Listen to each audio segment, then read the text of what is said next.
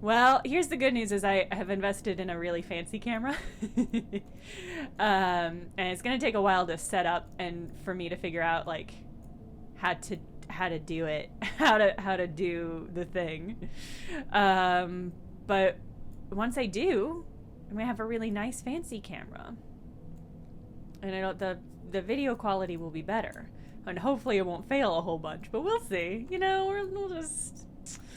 we'll just see together. Hey, Bibs, thank you for the resubscribe. Okay. Hey, everybody. Fucking ghost. Hi, everyone.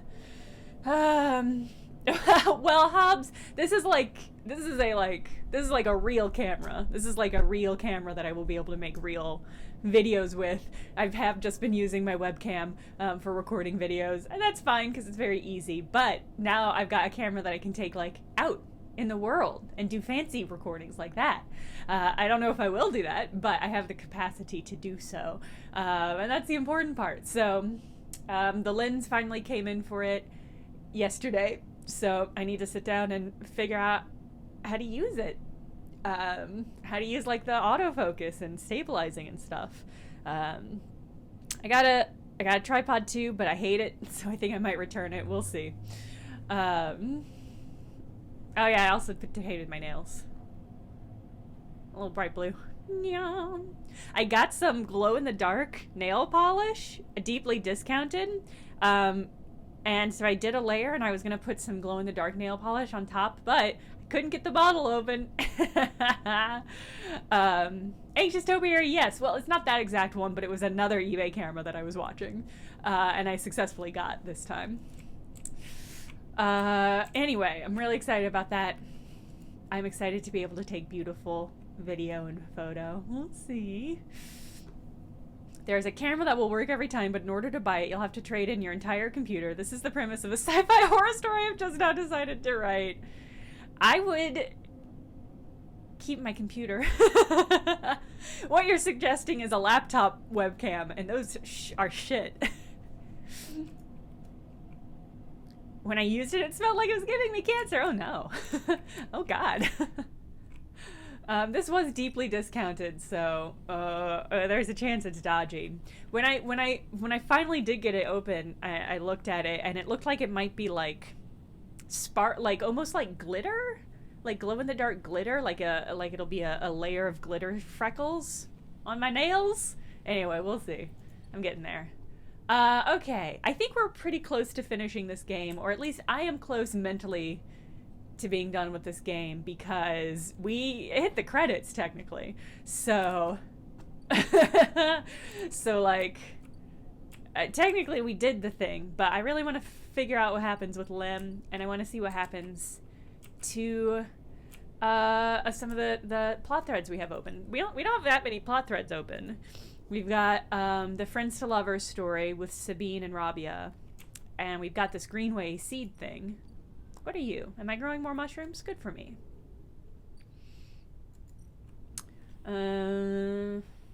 Yeah, so I really want this to tick up.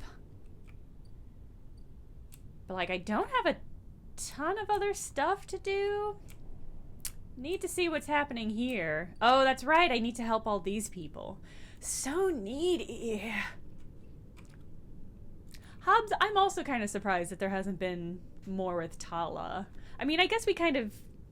I hope we get, like, some sort of button on that story where it's like, wow, you're successful. Congratulations. Just something. Just a little bit of taste. So this was... Oh, that was the wrong button.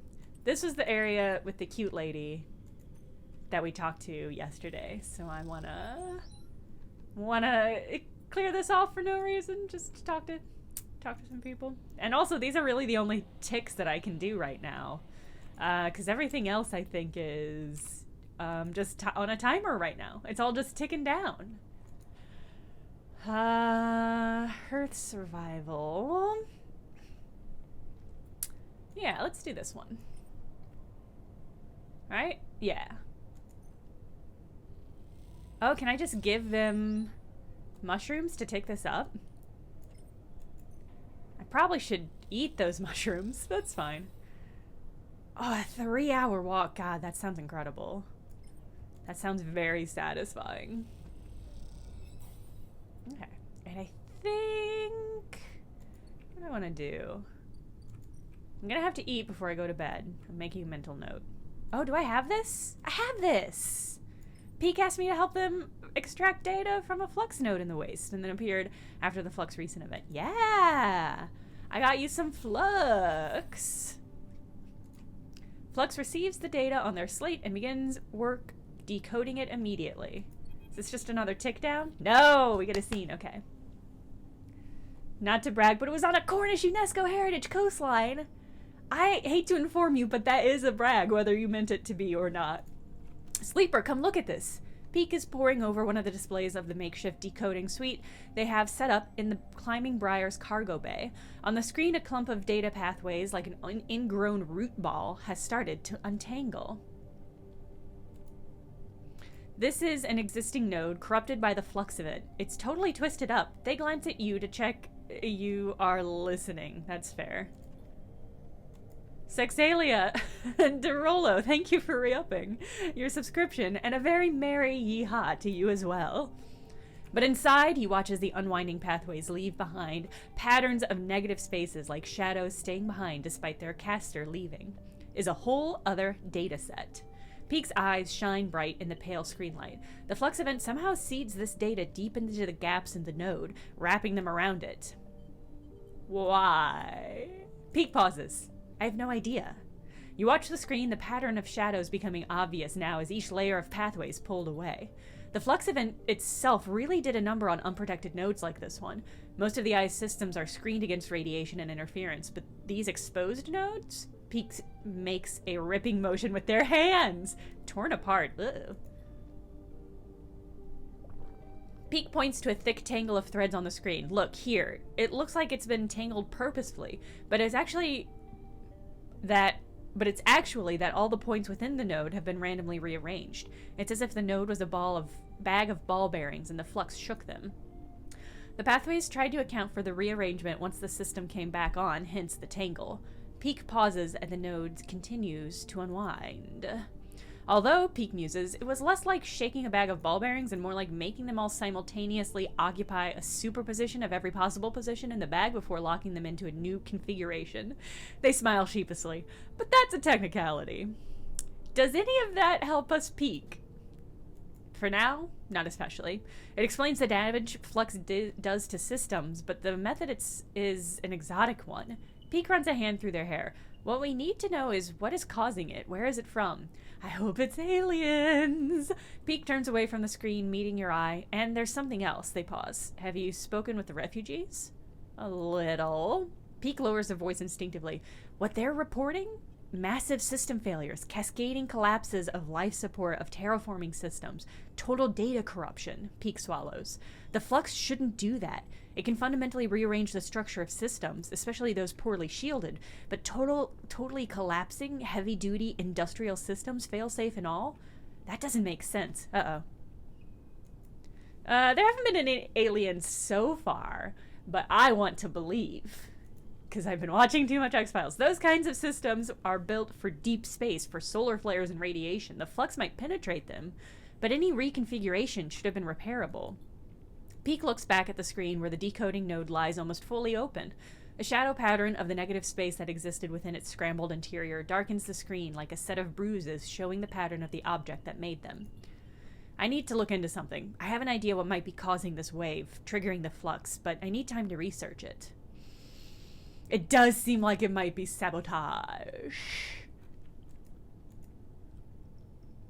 I wish I had a sound alert for sabotage. That might be a good sound alert to add. I increased the volume. I uploaded new audio that should be significantly louder. Yes, specifically the Beastie Boys sabotage. It should be louder, but I'm nervous that it won't be. I'm nervous that it will have failed in some way. You're not hearing an echo, right? I'm seeing... Sorry, no echo, okay. Because I'm seeing a second... It looks like it's picking up my camera audio, although it should not be doing that. And so this is the exact opposite problem that we had the other day, where you were hearing double, but there was nothing visible that I could see that was causing it.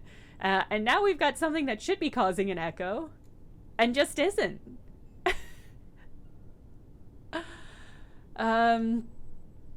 That's so weird. That's so weird.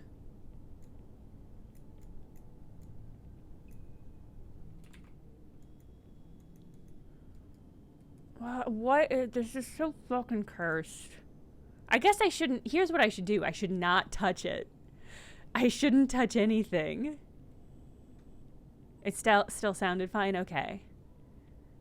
I shouldn't fuck with... If nothing's broken, I should stop fucking with things. So I'm gonna stop fucking with things. Because it's very tempting. I don't know, but why? But why, though? But why is there even a node for this? Like, it shouldn't... No, okay, I'm not touching it. It's fine. Nothing's broken. I'm not touching it. No, what's happening is there's no audio issue, even though there should be. And I can't emotionally let it go. I'm not looking at it. I'm playing the game. I need to look into something. I have an idea what might be causing this wave, triggering the flux, but I need time to research it. Can I help? Peak shakes their head. I'm sorry, Sleeper, but I want to keep this to myself for now. If you need something to do, the flotilla could surely do with the help. From what I heard from Eshi, things are tense. Yeah, where is she? I want to be able to avoid her. Peak glances around the bay. Must be out. I've been focusing on this, so I can't say I've noticed. Although the quiet is nice. They smile.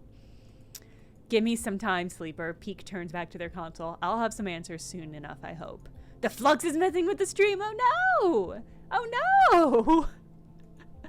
It hit the game so hard it bounced through to my actual real life computer system. Oh no. You take one last glance at the uncoiling node as you leave, the dark shapes it leaves behind, somehow troubling. You try to shake them from your mind. There are things to be done elsewhere. I'll say. Alright, so that's ticking down too. What we got here? Just unloading supplies. I want to reroll my die, so I'm going to do this safe. Yeah, let's do this safe option. Wait, do I have a +2 on the other one? I do! It's risky, but let's go for it. I might get some energy from it. Oh, we're close. Oh, let's go for it. I bet we get to see Aki again once we do this. No? Oh, okay, there's an option. I see you've been contributing. Aki stands next to you in the dust house window. I was unsure what to expect when we joined the flotilla on its voyage to the Eye, but after the journey across the system, then the quarantine, and then the flux reaching all the way out here too, Aki stops herself. Thank you. She bows a little. The other ships have only been interested in sending us supplies, but we grow all we need. She gestures at the dust houses. The dust house. What the dust house needs, that's the problem that concerns us. She smiles and turns to you. Shall we go inside? I think Aki's character, I think maybe it's the color scheme, but she gives me such Nausicaa of the Valley of the Winds vibe. I think it's kind of the blue has such a similar kind of blue. Into the dust house? I would love to. Aki smiles. Come. She taps away at the panel by the window. Seems only fair that after your help with the support systems, you get to see what it is that you're maintaining. Yeah, this is a DLC character. Aki leads you to an opening beside the window. You pass through a dark changing room. You notice Aki is sliding on an oxygen mask and visor. She looks at the swirling dust inside. Inside is just like Ember's Step. Thin atmosphere, constant dust storms. Nothing that will bother you. She passes you a mask. The dust isn't exactly pleasant to inhale, however, so take this. You hold it to your face. She leads you through a short decontamination tunnel with its fizzing panels of purifying light, and then through into the dust house. Immediately the wind and heat hits you. You feel the rough waves of dust scattering across your face and peer through the amber murk. Your feet slide on shifting piles of sand. Welcome to STEP, or an emulation of it at least. Aki's voice sounds distant, echoey. The terraforming process only manages to provide a limited atmosphere around the moon, one which is slowly escaping. It's been like this since I was born, so I got used to the idea. You catch her bright eyes through the amber dust. So did everything else that lives there. You feel something hard beneath your feet. Beneath the sand, like a coil of rope. You instinctively look down and see something pale and twisted poking out of the sand. Aki sees you looking. This is silk step. It's one of the plants we established on step. She kicks away some red sand. Like any bast fiber, it can be retted and woven into clothing. I'm wearing some made from it myself. It's one of the many species adapted to step since the Solheim collapse, which is why it must be preserved. She stares out into the swirling dust. It is as much a refugee as we are, and the dust houses hold hundreds of other species. You look at the pale, unassuming root, threaded quickly through the sand. Thickly through the sand. Aki watches you silently. Had enough? It'll be easier to speak outside. Aki leads you back through the decontamination tunnel, which blasts the dust from both of you with a burst of metallic-tasting air, and into the changing room. Aki hangs up both masks, patiently waiting your questions. What happened on Ember's step? Aki pauses, pulling her shawl around her. She looks small and pale inside its layers. Step was already a doomed world, she sniffs. When Solheim gave the terraforming contract to Sybil, they believed they could build an atmosphere, but the moon's erratic orbit made it impossible to maintain. It does kind of look like a Walkman. It even has like ports to plug in your headphones. By the time the Solheim collapsed, the atmosphere was already fading, and Sybil's attention was on Ember's hearth.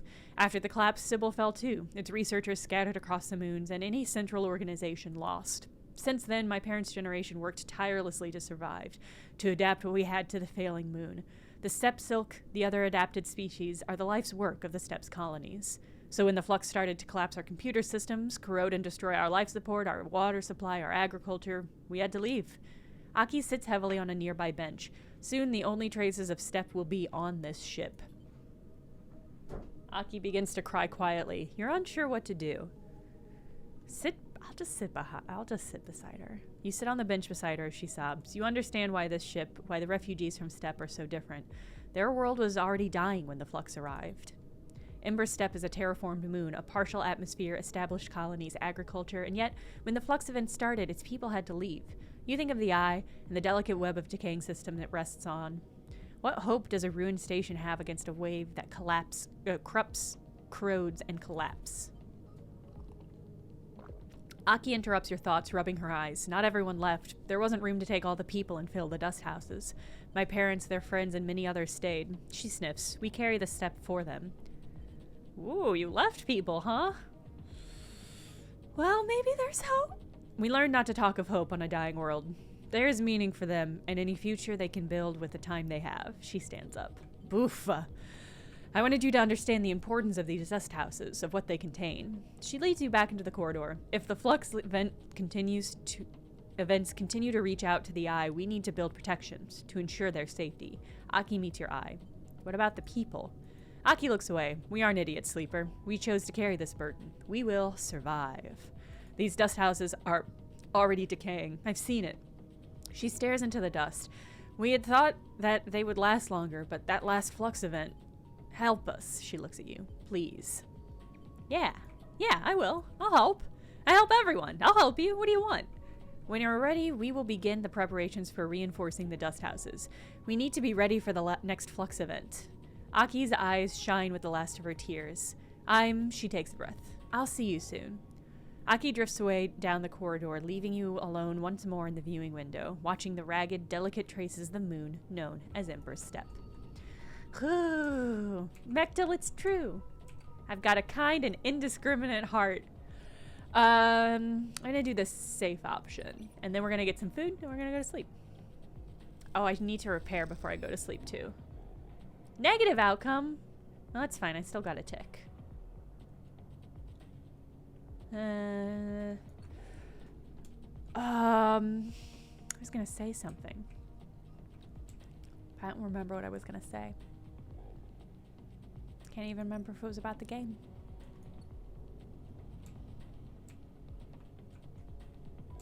Alright, let's go see Emphas.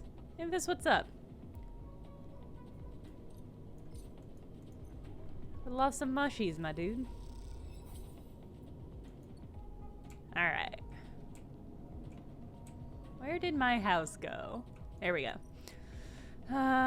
Get a little repair in.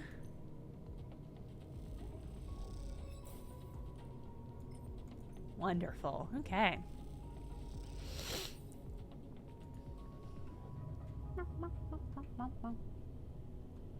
Oh, I looked up the cat. I looked up whether feeding the cat does anything in this game, and by all accounts, it does nothing. It does nothing except give me joy. The most important thing. As you enter Rabia's office, you hear voices. Is that Sabine? You push open the door. Sleeper, what good timing, Rabia calls out as you enter. I wanted to introduce you to someone. The man is standing at the center of the room, speaking quietly with Rabia. He turns as you come in. Uh-oh. Meet Yannick. Sleeper, he nods. Been hearing good things from Rabbi. Ugh, a nickname. He smiles, an easy smile. Good to meet you. God, look at this fucking outfit. This is really good. I love the wide pants top going to really narrow bottoms. That's been like a consistent style for people in this game. And the matching like belt fabric with the pocket square. Fuck. This guy looks cool as hell. He's so sketchy, but I just really like his outfit though. This is the thing I would most want to see somebody cosplay. Likewise, he waves a ringed hand. Now, Robbie, where were we? Actually, Rabia places a hand on your shoulder. The sleeper was what I wanted to talk to you about. She doesn't spare you a look. What is going on? Well, okay then. Yannick tucks his hands into his pockets. Go on. I'd like to recommend them to your ward. A tiny pause. They have shown themselves to be a capable ally here on the spoke side, but we have more than enough to run our territories. I hear the main block is proving more difficult. Yannick leans forward. She's going to implant me as a spy. I think that's what's happening. Yannick leans forward slowly. It's a mess, Robbie. He waits, his tinted glasses shimmering despite the lack of light in the unit. I could use them, he suddenly declares. Rabia smiles. Good to hear. I can immediately... Yannick cuts her off with a raised hand. 1 second. He steps one surprisingly light step closer to you. You eager to work, Sleeper? What kind of work? A question. Yannick lowers his head and raises it again, as if he dropped something. Nothing new for you, he answers, not quite looking at you. You don't follow. What is he saying? That concludes it, Yannick pronounces. Sleeper can come work in the ward. Oh, he was doing something with his glasses, I bet. He was peeping. He was peeping my deets. He was peeping my deets. Anytime they like, you shoot Rabia a confused look. Rabia finally glances at you for a moment, but it's so fast you almost miss it. Good. I know you'll be happy with their work, Jan. Yannick reaches out and squeezes her shoulder. Sure, Robbie, he says. Now please, he says, turning back to face you. Let us old friends get back to it. He guides Rabia away, leaving you standing alone. He peeped my fucking deets. He peeped them. You look at Rabia, but she is deep in conversation, and so, stunned and confused, you leave. Totally, I'm totally a spy now, y'all. She's totally making me a spy. I'm a spy. Where? I don't know where this is gonna lead me, though. So there's a ship that I'm not gonna do anything with.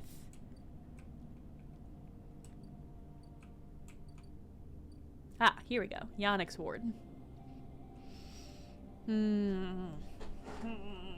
Peeping your deeds and burgling your turts. Okay. Alright, so I have to work to get his trust. And this is a dangerous challenge. So yeah, I'll go ahead and drop this 6 on it. I got 3 ticks for that. Love that. And then... let's see what we got. This is still taking up. This is gonna take forever. I want it now. Ooh, but I should have some mushies. Yeah, I got some mushies to harvest. Love it. Love it. Couple roll. Let's do it one more time. Ah, nice. And a Mitsutake. Alright, and then let's go help. I don't think I have any other conversations to close out. Yeah, that's ticking down. Alright, let's just help people. Let's just help people. Ha! Flaming green vial, is that good news or bad news, do you think?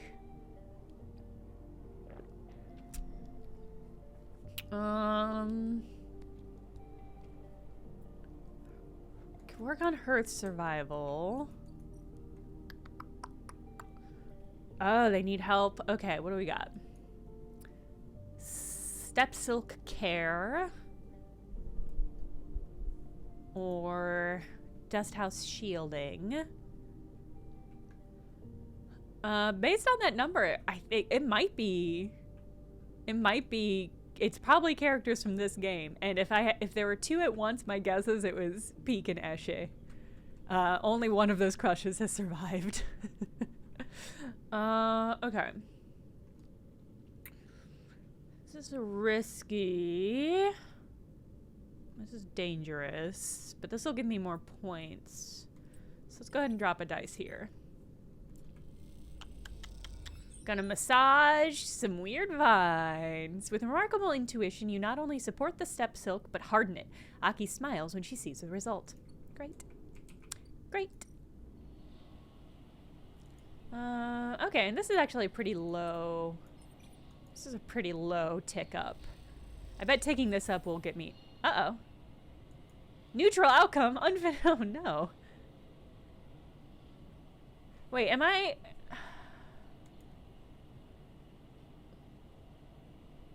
I'm confused because this says unwelcome aid. I'm confused, but this says unfinished business. So am I ticking this up? But this is red, so it's something I don't want to tick up. I'm confused. I'm confused. I'm not going to engage. I just won't tick that one up anymore. Oh, but I did pick one mushroom for all y'all. Enjoy your one mushroom. Don't eat it all at once. Unwelcome aid is the tick up. All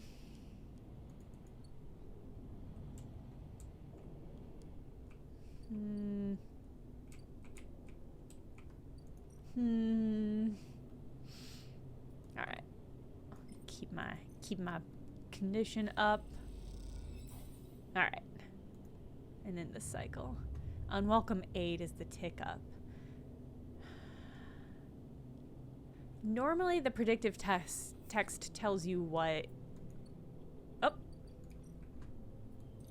Well, I'm sorry, kitty. A little kitty came by our front door last night as I was coming home.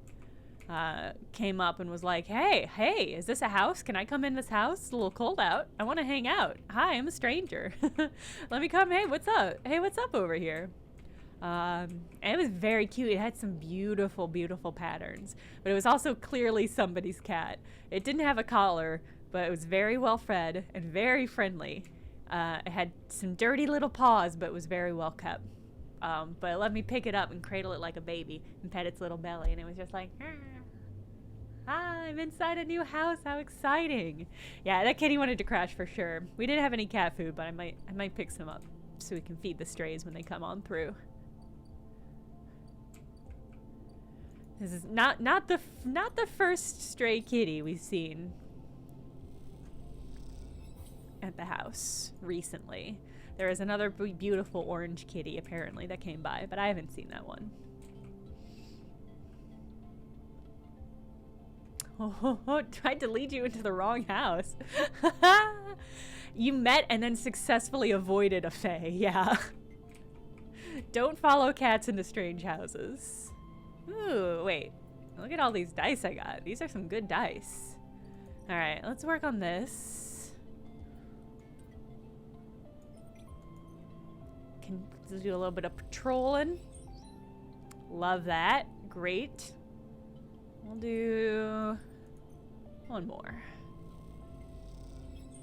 Factories, restaurants, surgeries, schools, the layers of the block are rich with stories and problems you solve. You are starting to learn them all. Okay. I could take that one. I could finish that one this round. But actually, let's pick one more mushy.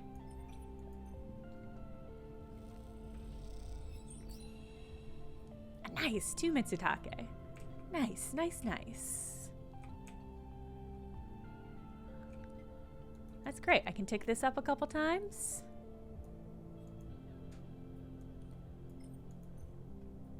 Boom, boom. And then I'll eat those girl tomorrow. These pilgrims get the good mushies. They get the high quality mushies. Alright, and then... what do we got? Risky. I could use that 3 on this one. But this one has the chance to give me more ticks. Well. But it's risky. We'll do this one more. This is safe. This is a good option. Hey, okay. Alright, so we'll be able to finish off Hearth Survival and Yannick's quest tomorrow. That's exciting. We're making friends left and right. We're really cruising. Alright, I think I'm good on condition for the moment. Alright.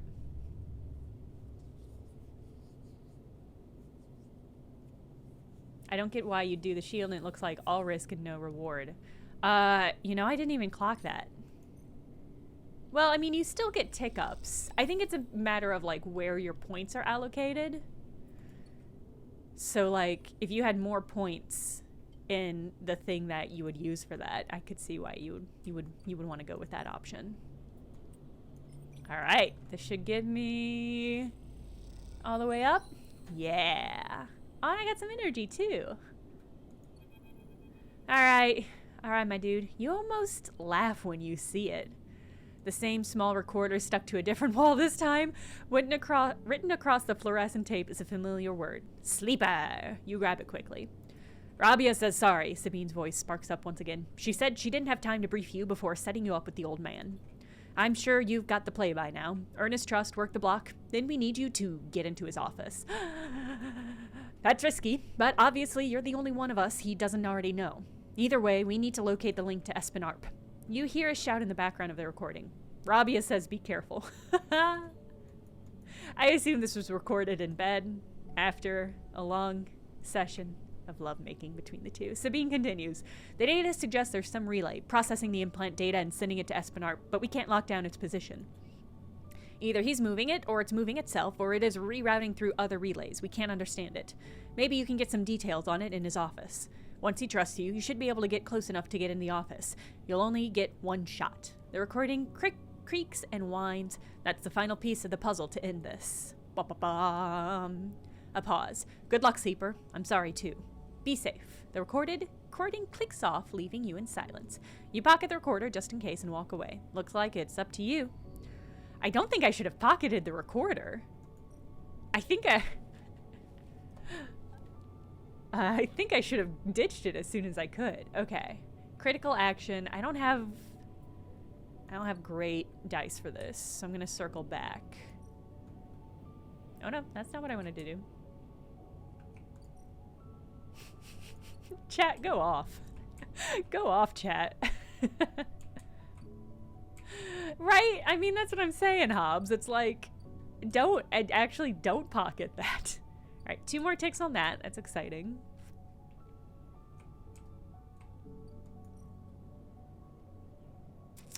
Let's go ahead. I think with 2 more dice, we should be able to do this one as well. Oh. Yeah. All right. You join in with a team of souls who are going floor to floor offering assistance. The time goes quickly and the work well. Awesome. Soul finds you deep in the layers of the pilgrim seed, working on a patch for a life support bit. You hear him coming, his suit hissing as he does. I had to ask around to find you, he smiles. Seems you know the place better than me these days. Ha ha, I doubt it. Soul nods. I was on the work crew that built this thing, so maybe you're right, he winks. Soul holds out a hand. Stand up and let me see ya. He pulls you to your feet. What? I don't believe we've ever had a sleeper on Ember's hearth. Soul looks down, you up and down. You sure do make me wish we had. Could have done with a few workers as good as you. Thank you. Soul nods. You're welcome. Seems like I owe you some answers, seeing as you've been working hard on the Pilgrim these past cycles. He leans against a crate, his suit creaking. What do you all want to know about it? The flux. Soul sighs. That's what I imagine. Sorry. I swallowed bad.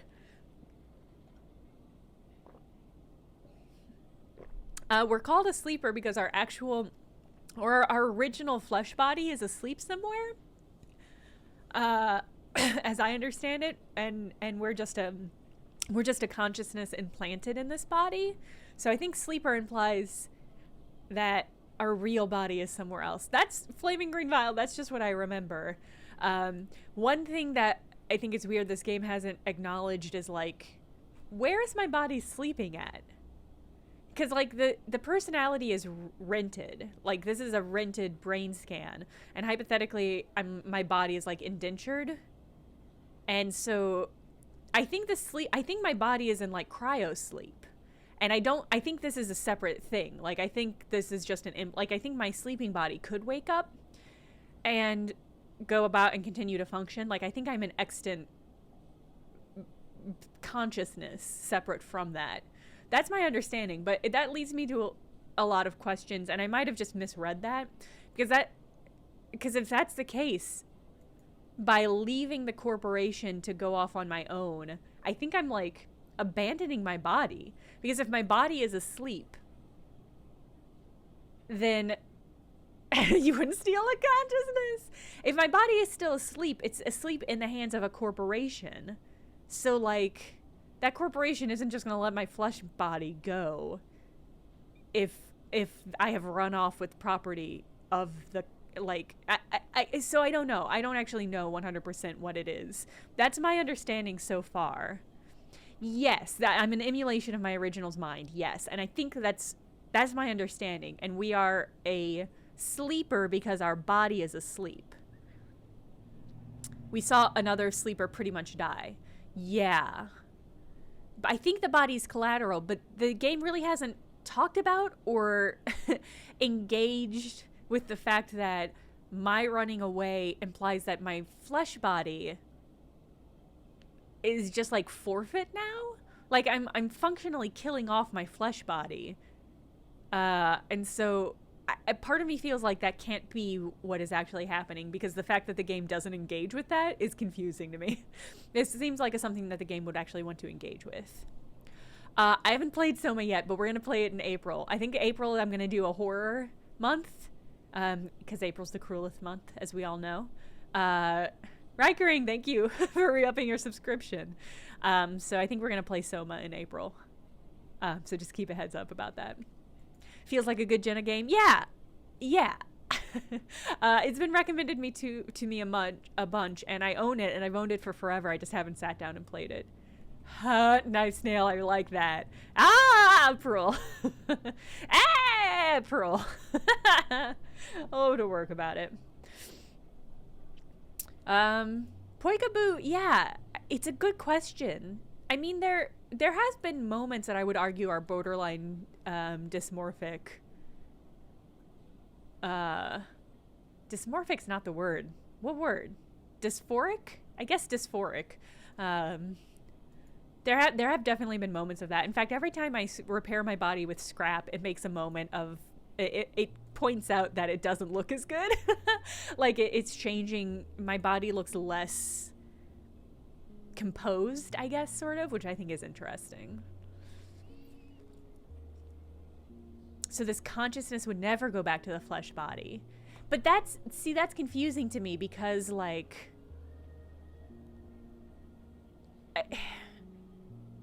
cat attack, I want to agree, but I think it's like, if I'm loaning out my consciousness for like a 3-year cycle with the knowledge that I will get that consciousness back and that my body, it'll get like replugged into my body and I'll just go, then like, what is the incentive for this robot to leave? Like, if it's a temporary indentureship, I guess we don't know how long the indentureship is. So if it's like, you're gonna work for 100 years for this corporation, that would fucking suck. Shock trees, I have been thinking a lot about Severance. I do think it's kind of like Severance. But we are like the one woman in Severance who is so desperate to get out of there that she tries to kill her main body, her main consciousness, basically, in order to escape her secondary consciousness. Think the other me took the cash and ran? I fucking hope so. Anyway, this is all to say that I don't really know what's happening, and I don't think the game... I have not learned in this game. It's possible that there are, like, conversations where this became more clear that I just missed. It's possible. Soul size. That's what I'd imagined. He scratches at his beard. I can't say I'm an expert, but can tell you what we witnessed on Hearth. At first we ignored it. A few farms had their automation systems blink out. Lifter suits locked up. Bots reset their schedules. Nothing we hadn't seen before. But then the news came out of Passero that they'd been hit harder. A local network had gone down and no one could get it back up. It was rough for a while, but out in the farmland, we were used to it. Passero? Capital of Hearth. Tens of thousands of souls made it their home. Soul grimaces. Anyway, we thought the flux was a freak event until the day they got the network running again. That's when the cascade happened. System after system corrupted, data lost, and then another flux hit, and another. Something's doing it. I think something is doing the flux. The bots were running circles in the fields. People had to cut out of lifter suits like mine. And the city? I never saw it, but I heard from the others. Soul shivers. It only got worse from there. We couldn't seem to fight it. It cut us right open. That's what I know about the flux. Some folks say it came from the inner system, that there might be connected to some old tech there or something, but I never heard anything more than rumors. Soul scratches their beard. Sorry, I don't have better news. Soul shifts on the crate. Anything else you wanted to ask? I'm good for now. You sure? Soul smiles. Well, actually, spit it out. What's your deal? I have a guess about Soul. I think Soul, remember when we talked to Infus and Infus told us a story about how he got those scars basically on his arms, the weird circular scars, and that they were from a lifter suit. My guess is Soul's somebody who could not adapt to life outside of the lifter suit for whatever reason. Soul squints at you. You want to know about me? I'm not sure that was part of the deal I was thinking of, Sleeper. All right. Well, unless you were asking me about this, he raps on the metal of his suit. In case you haven't guessed, this is the only thing keeping me vertical. He adjusts his shoulder piece. It's a lifter suit, made for work in the fields. We had to modify it so I could walk around after the accident. The accident. And that's all I'm saying, Sleeper, because to be honest with you, I don't know you more than that. Okay, well, we want to know about the flux, about Amber's Heath? Go ahead. But don't pry into my life, and I won't pry into yours. Listen, Soul, it's a fucking video game. I don't know what to tell you.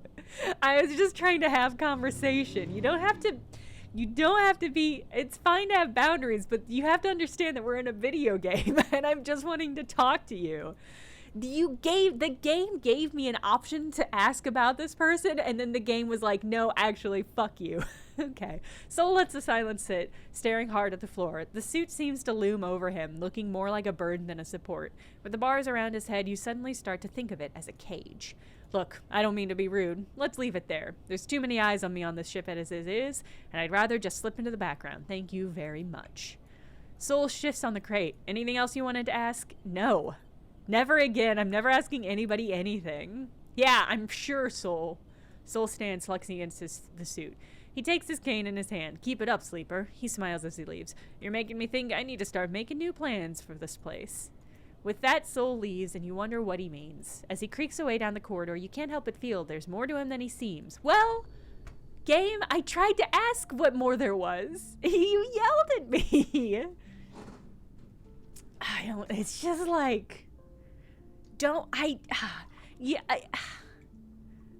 That was so much like when a cat is on its back, squiggling its little belly up on you, and the second you go to touch the belly, it clamps down. It's like, well, I don't. What do you expect from me? Like, how you tell me how you want this interaction to go. All right. We can do that. I'm confused. I'm still confused about this one. The more you offload supplies, but I don't know what unwelcome aid is ticking up. Like, I don't know what the purpose of this one is. The more you offload supplies into the docking bay, the more attention your efforts seem to be. Is unwelcome aid at a different location? That's preservation. Song, step, and hearth. I don't understand. I feel like I'm really missing something. Maybe you do it last? Yeah. Hobbs, I think that's a good idea. I'll do it once with this 6 to see what kind of response we get. But I don't know where this is ticking up. Yeah, okay, so it just... Someone comes to help you unload for a while, making the work go quicker. When you ask their name, they ignore you. What's going on? So this looks like a negative, but I think I am supposed to be ticking it up.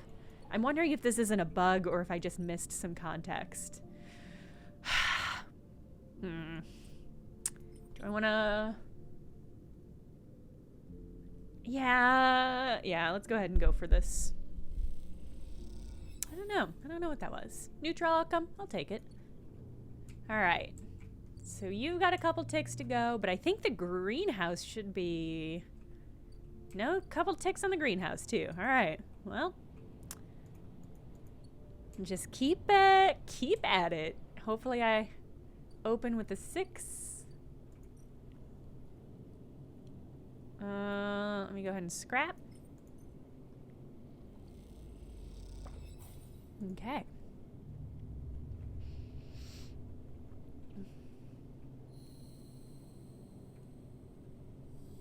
There we go.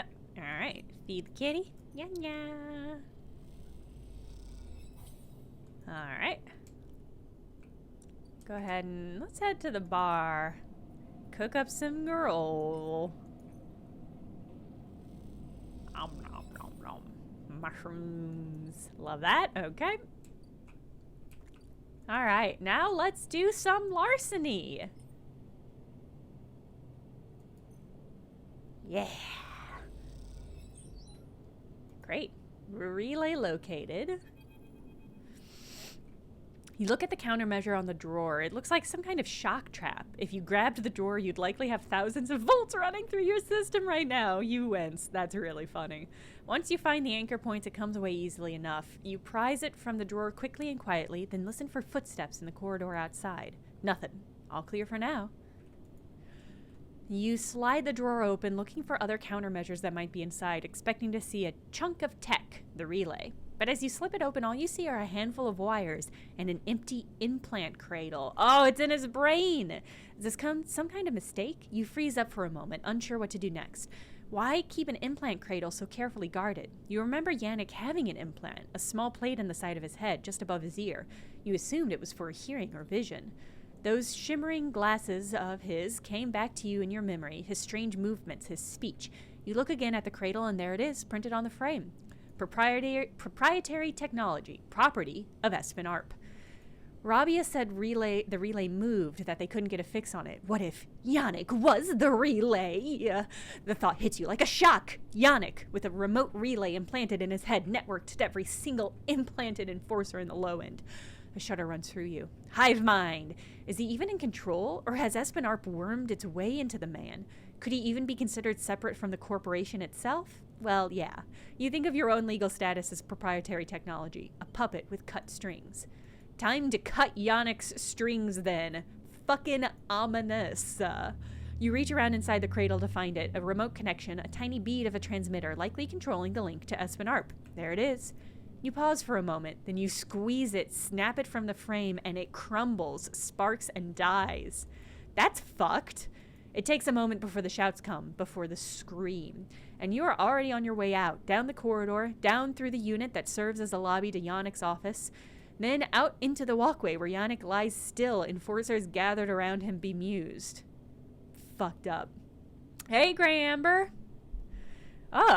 You missed my content. Citizen Sleeper is so good. We're in the end game. We're approaching the end of the game, but I'm glad you could come and make it now. Oh. Then out into the walkway where Yannick, let's approach. You push through the crowd and there he is, still, crumpled. You arrange him a little, lie him down properly, feeling how thin his body is under his suit. Come on, what the fuck? You wonder how long he's been like this, a puppet for Espen Arp. With the connection cut, nothing remains but his body, which means that Yannick the man was gone a long time before now. But he had such steez. But he had such a style. But he was so fashionable. You place a hand on his chest. You're sorry for him, but it is done now, and you did not kill this man. What you've seen enough. The connection is cut, and whatever Yannick was or had become is gone. Your anger is a hard core in your chest, and all of it focused on Espen Arp. Well, I guess I'm glad that my character has decided that this was fine. I don't feel great about that.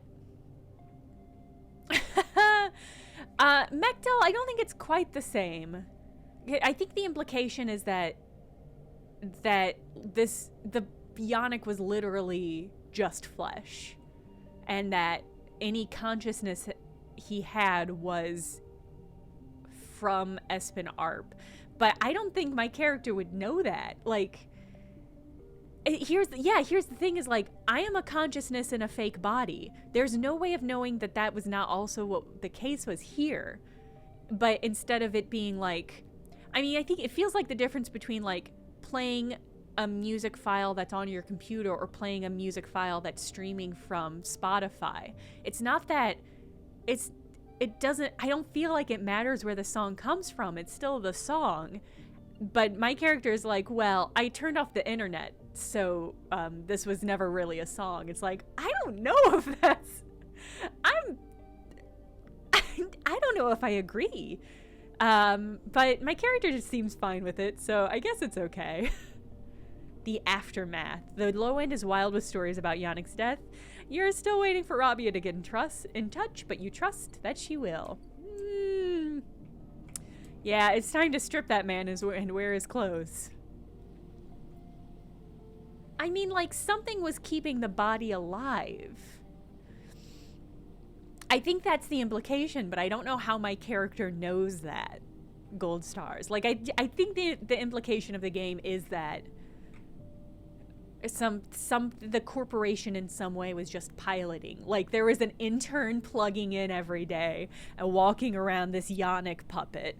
I'm so sad we didn't get more time with him, though. I really liked his outfit, and I wish I could have seen more of his outfit. Imagine it's your job to be the Yannick puppet. Like, you just have to... Every time you see Yannick, he's wearing another wild outfit, and you're like, how... There's just, like, no consistencies. One day you go in, and it's, like, cargo shorts and a tank top. The next day, it's that fucking retired Miami man outfit. And you're just like, what is happening here? Yannick was great. I wish we had had more time with him. Get in the Yannick puppet.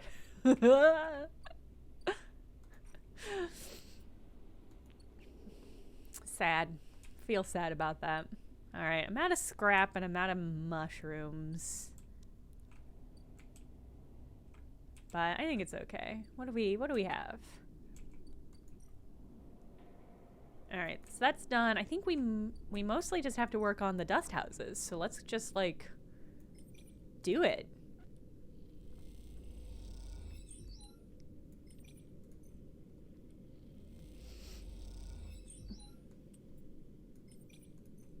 Would love some scrap, game. You gonna give me? No scrap. Okay. But we can go hang out with Aki. Hey, Aki. You and Aki stand side by side at the viewing window in silence. The dust swirls and you glimpse the twisted root system of the steppe silk through the ochre haze. After all these cycles, you feel a strange connection to a world on which you have never stepped foot. Aki shifts from foot to foot, but she seems restless, eager to speak, but unsure of what to say. The dust houses look good. Aki smiles at you warmly. They do. She pauses and turns back to the window. What is the value of all this? She asks suddenly, of preserving a world we've left behind. That's a good question. Heritage? Aki is silent for a moment. Our practices, our lives require the material, the patterns the steppe provides. But if those practices remain unchanged while the universe around them shifts, aren't they already dead? She pauses. What is better, to preserve at all costs, or to allow things to be destroyed by change? Aki paces away, lost in thought. I'm grateful to you for helping protect the dust house, for ensuring their slide into decay is delayed, even averted. But now I find myself at an impasse. The stability of the dust houses changes things. It makes me aware of how blinkered we have been. Aki stops to look at you, her posture somehow different. If this ecosystem of steppe, if its people cannot grow to meet the future, why preserve it? She frowns. Are we just slaves to the preservation of what came before? I mean, listen, inheritors, listen. It's not one or the other. This is not a binary choice, and I don't know why you're making it a binary choice. You must preserve and change. Sorry, that's hard, but you have to do both. Aki nods, but the weight of this inheritance is heavy. Aki comes close, holding your hands in hers. It's happening. We must change. We must change to live, she smiles. I've seen that in you. The steppe, these people, this ship should serve more than heritage, than history. They should serve the future. She takes a breath. There are those in the flotilla that need clothes, that need food. We can benefit from the gifts of the steppe's ecosystem. I want you to invite them. Can you do that for me? Sure. How? I know that Soul sent you, she smiles. You can tell him Aki, captain of the wind's long shadow, invites all the people of the flotilla to come. Captain? She smiles. You never asked. Well, game, I don't think you actually gave me a chance to... Okay, it's fine. Aki steps away. You know the cat... You want to know about the flux, no? About its purposes, its origin? She smiles. You wish to protect your home as we could not. I'm afraid I don't have much to tell you. It's an exotic wave of sorts, an energy that passes through matter. It shifts the very charged particles which run through their electrical systems. It is possible to shield against it, as you would radiation, as we have done with the dust houses, but only while it is weak. The flux event here was much like the first ones we felt on Ember's steppe, localized, destructive, but bearable. But in time, its strength grew. I don't know if it will be the same here, but... She pauses. It is coming from the center of the system, from that close orbit of Hellion star H1. That is all we could uncover. She is silent for a moment, unsure of what to add. I wonder if...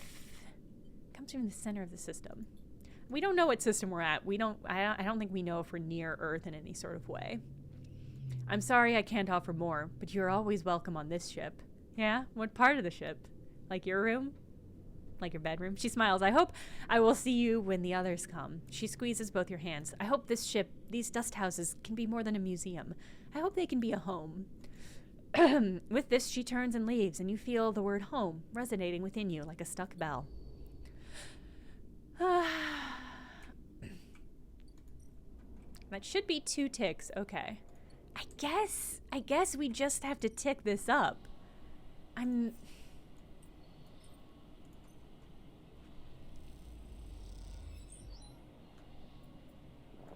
really confused about that one. I feel like there's something just wrong with the interface, or that I just missed some context. I mean, I remember Soul being like, I don't think they're gonna want you helping, but you gotta help. But the fact that the interface is reflecting that same thing is really confusing to me. All right. I think everything just has to tick up. I wish I had scrap though to heal. Yeah, let me buy some scrap. Fucking ship mines. I don't want a ship mine. Give me some scrap, game. There we go. Beautiful, delicious scrap for me to gnaw on. Fucking 2 ship mines? 2 ship mines? Is there more we need to do for Lim? Well, so here's the situation with Lim and Mina. I can get them on the ship, but I also have to go with them on the ship. And I don't want to... like, I can do this infiltration thing.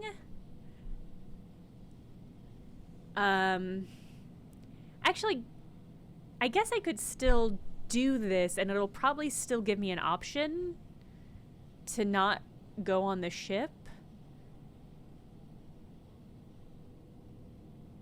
Yeah, I guess I could still do these things. Because I thought the ship was gonna... I thought it was gonna take down and leave if I didn't do anything. But that doesn't seem to be the situation.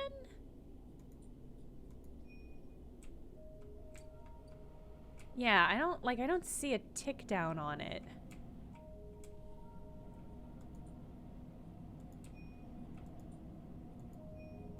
So I'm just gonna... I guess I'll take it down. I think the tick down is on the core? I have to assume there's a last minute out. It's been pretty good about giving us that so far. But it almost feels cruel to get close and then not go through with it. It feels mean, but I would like to see the rest of Lim and Mina's story. So yeah, I'll spend some dice on that next time. I think the tick down is in the hub. Oh, you might be right, actually. I forgot what the hub was. I was like, where? What are you saying? No, you're right. I think you might be right. But let's go head up to the hub. To the hubba and see what we can find.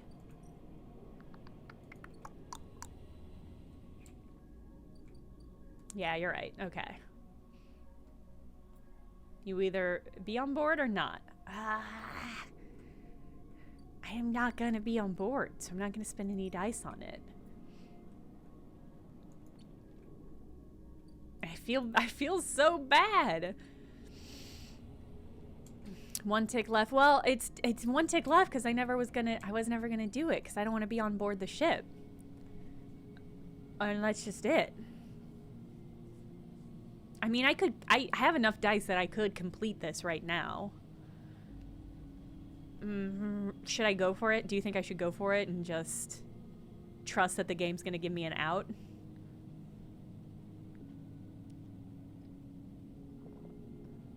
You think I should go for it? Okay. Okay. I have no idea what the context is. But I appreciate you still being supportive. Alright. I should have just been doing this one. Oh, that was a critical action, so I could only do it once. That's fine. Been binging VODs and excited to see you for an actual live stream. Welcome. Croissant Katie, welcome. All of the VODs for Cult of the Lamb are slowly going live on the VOD streaming channel. And I've started doing this thing because it's easier for me where I just wait until I'm done finishing streaming a game. And then I do all the metadata at once because that takes a surprising amount of time. And then I upload them. So basically the VODs for this will happen once I'm done with this game, which might be today. But that's just been easier. Part of me is wondering is it good advertising to be publishing those videos as I'm still playing the game so people can hop on mid-game? But then I'm like, yes, but yes, but it's fine. I'm just gonna leave it. It's too much. I mean, it's not a lot. It's just a lot. It's just tedious. It's just that sort of thing. I may have revealed your soup making crimes. What? On a long stream and sent them a link and time code. So when you start endangering your safety. I was perfectly safe the entire time. I've used that cooking stove probably 50 times and I've never had issues. I've only ever spilt once while camping. And it was totally fine. There were no soup crimes. Don't listen to Mechtel. There is only delicious and delightful soup. All right. Is this... I assume something will play out when that fully ticks down. The pot fell off the chair once. Yeah, it was fine. It happened once. It was fine. You guys are so dramatic. Y'all are so dramatic. Riko has something in her hands when you enter the lab. It looks like a knotted twist of woody stems, a ring about the circumference of a human head, consisting of a single stalk at one side and a branched woven network at the other. Can I tell you, the day after that stream, the full butane camping stove came in, which I'm excited to do. Actually, hold on, let me grab it. Yeah.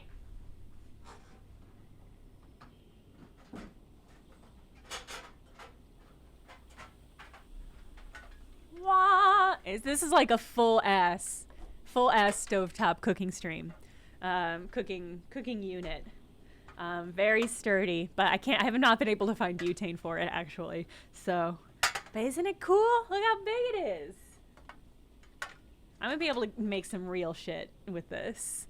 Yeah, it's a full adult stove. I got Lopez Alt's a wok cookbook as well, and in it he was like, you should just get a butane burner. You should just have one of those in your household. And I was like, yeah, okay, you know what, I'm gonna do a lot of car camping this summer, so I was like, I'm gonna invest in it. I'm really excited.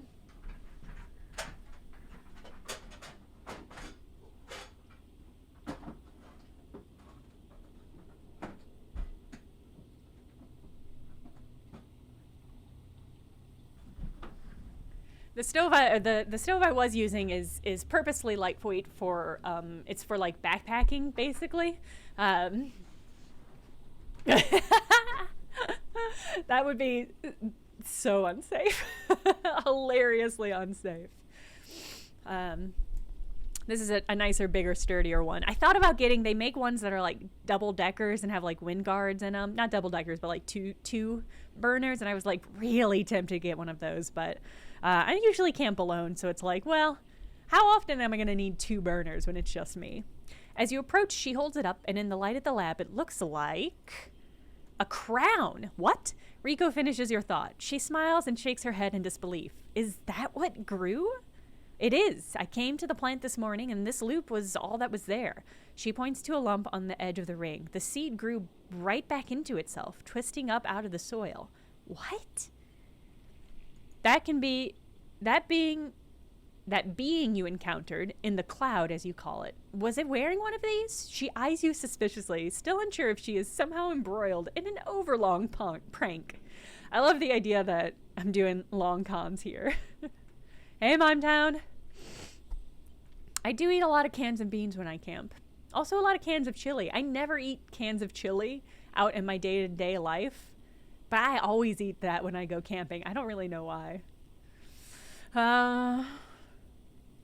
Was it wearing one of these? It doesn't really work like that, she sighs. Perhaps wearing was the wrong word. She places the object on the bench and shuffles to her analysis terminal, her face lit by the amber light in the dim corner of the lab. Well, it isn't exactly a plant anyway, not from what I can tell. She gives you a serious look. No leaves, no chloroplast, just a series of filaments encasing in cellulose walls. I was adding another L. Cellulose walls. Filaments. See, that's what I like, you sleeper. You're so good at spotting the unusual details. She beckons you over. Look at this. You see the cross-section scan of the crown, its layers of plant-like structure on full view until you reach the center. There, instead of xylem and phloem for transporting nutrients, something branched and woven glints. Are those wires? This is fucking cool as hell. She laughs. I'm not sure whether to say yes or no here. These are not wires like those in an electrical system, no, but they are filaments of a conductive material, so yes? She leans closer to the screen. But you see those branches? They remind me of dendrites, of neurons. She rubs her eyes, which is frankly ridiculous. I'm going to put this fucking crown on. I'm going to put this fucking crown of thorns on, and I'm going to interface with the cloud. You look back at the crown at the table as Riko fusses over the scans, and you suddenly realize what it reminds you of. You remember signing the forms, the walk to the sleeper tanks, the cold metal floor. See, the sleeper tanks. And then you remember the crown they fitted you with, the branching structures of wires and pads. No, not a crown. They called it an interface. Boring. Why would you call it an interface when you could call it a crown? The tool of your emulation, your transference from neurons to electrons, an interface. That is your gift from Gardner. You turn back to Rico. It's an interface. Rico looks at you puzzled. Something clicks in her mind. Perhaps something she heard from the sleepers she had helped all those cycles ago. She starts talking, partially to you, partially to yourself. If the club heads were made for you, then this too could be made for you, for your frame. She shuffles over quickly to the interface, a word that is struck in this strange branch object quickly in your mind. You're right, that entity. It is the entity I've been looking for. She shuffles quickly to the crown. They're the entity which is controlling the Greenway, which has been maintaining it, supporting it, and has been guiding it all these decades. She stops to catch her breath. They want to talk with you. Ba-ba-ba-ba. Rico leads you to a seat. I'll be here, Sleeper. If something happens, you just wish to remove the crown, the interface. Just squeeze. She grips your hand tightly. You meet her eyes, clouded with age, but bright with the thrill of new discoveries. Then she places the interface on your head, and everything blinks out. Well, ask a girl first. Back into the river, back into the dark flow, but something is different now. You're no longer pushed, no longer blocked and buffeted by the storm. Instead, it flows around you. You move, and it parts, letting you pass. Something else resists, but it gives easily enough. You look back and see your body. You've left it behind. Somewhere Rico's voice is talking to you, asking you questions. It is excited, eager, desperate to know what lies on the other side, what the entity has to say to you. You realize how long she's waited for this moment, for the moment of meeting between the inhabitants of the Greenway and its protectors, and yet she's still on the outside. You shake off the sadness. You will be her eyes. Then you see the figure, Gardner, out in the storm, planting. It takes less than a moment to reach them. You've never felt so free. This is how Navigator must have felt, released from their prison. This, you think, is what it feels like to be in this place you were built to inhabit. Gardner does not turn at your approach. They go on planting, but their voice whispers in the waters like a sharply rising current. You grew the gift. Their speech hisses around you. Good, I'm glad. I wanted to meet you. Then we are the same. Both eager shoots seeking one another. How does it feel to be free of your seed? They stoop to plant again. My seed? That in which you are contained, from which you will grow.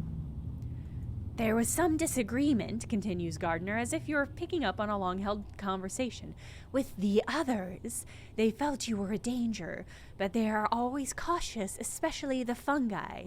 They like old loam, known knowns, wide and stable networks. The fungi were cautious? Mostly yes, although there are many among their numbers who favor short growth cycles, thick nutrient veins, I hear that, and sudden shifts. He gestures out into the storm, and though you cannot see, you feel presences all around, sensing this audience with great interest. After all, they understood that it was I who made their crowns, and without them they would not have joined the chorus. So they see that it is only fair that you get your chance too. You made the crowns? I made them all. Gardner moves away a little, looking for another planting spot. It was so lonely here, but before long I found them, and began to let them in. Gardner stoops again. We are millions, and we grow. I hope you understand. I am unused to speaking to your kind. It has been many cycles since my last conversation. I think it was with Chief Executive Trellick himself. They look around and you see it. Every growing thing, every non-human being in the Greenway is here. They're all networked, connected, branched, and linked by this strange being, this artifact of the old station. The impossible dream of a senile farm administration AI, a living network. Oh, they weren't saying that. I didn't have to say it in the voice. This is very much like the cryptid encounter at the end of Disco Elysium. Like, we're there. This is the moment. You could dissolve here, you realize, free of that decaying body. You wouldn't need to be a person. Why would you, among all these other minds? You turn away from Gardner for a moment and look back at your body. A tiny hairline thread connects it to you. You hear Rico's voice again, still asking, still checking in. Are you okay, Sleeper? What are they saying, Sleeper? Are you still there, Sleeper? Something in you sighs a long sigh, a sigh that speaks of an exhaustion beyond tiredness, an exhaustion rooted deep inside you. It stems from the effort of answering questions, of answering problems, of getting up and breathing each cycle. But something else resists the sigh, a yearning, a sense of distance, a desire to squeeze that hand that holds you for its warmth, its blood, its complexity. You make a gesture that says, I'm still here, I'm still alive, I'm with you. The two ideas spin within you, making you nauseated. This game's gonna make me fucking choose whether I want to become a mushroom or not. Are you kidding me? If you break that thread, you'll be free. Free to dissolve here to grow strange and beautiful among the million others. If you follow it, if you squeeze Rico's hand, you'll wake up, back to that dying body with all that pain and warmth that entails. Now is the moment to choose. See, this is another thing where it's like, I'm kind of tempted to choose this as the end, but I still have open threads that I want to follow up on. So I can't. Like, I just can't. But is that the only chance? Is this my only chance? Like,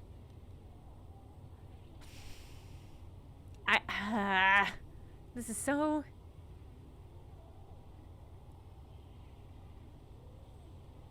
I said thread and follow. No, I mean, like, follow the thread in the sense of, like, follow the other story threads.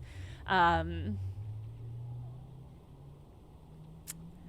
got to follow it. I have to know what happens to Lim and Mina. I mean, I know what's going to happen to them. They're going to be trapped on this ship forever. Your eyes track to the thread across the whirring dark, back to your body. This choice, you realize, will not be presented again. Game! I can't save Scum. I'm so annoyed that this game won't let me save Scum. Why won't it be presented again? Why isn't there another... why though? I do want to become mushrooms. But I also want to see what happens to the other things. I mean, I guess that's ultimately the challenge, right? Is like... Game autosaves before this interaction. You can say yes and then redo. I think so. You know what? Actually, I think somebody said... There is no quick save. Otherwise, I would just save Scum. But I think somebody did say that when you get to an end, it'll roll credits and then let you try again. So let's try it. Otherwise, this might just be the end of the stream. All right. Let's break the thread. Let's see what happens. You reach down and pinch the thread. The finality of this moment descends on you. Stop giving me second choices. I feel so bad for Rico. This was Rico's only chance to engage with this world. And now she doesn't get to. This is literally her life's work. Whatever. You pluck the thread like a string. It snaps. Nothing changes. You stand at a point of stillness. No, you don't stand. You have no legs, no body. You are a point of stillness. A point in the flow. Your mind fizzes. 1,000 new shoots break through the soil. They intertwine with you, embrace you. Some part of you decays, while something else feeds from that decay. The spores of your new thoughts float away in the shifting clouds and settle in new soil. Then you see Gardner out there, still planting, and they stop, like an old man resting in the fields, and then they turn to face you. And you join the chorus, and together you sing the song of growing things.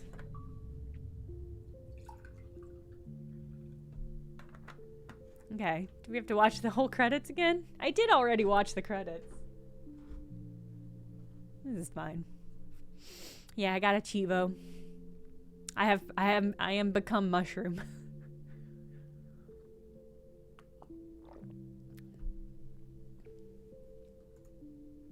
Oh, good call. Good call, be my badger. So what happens if I continue?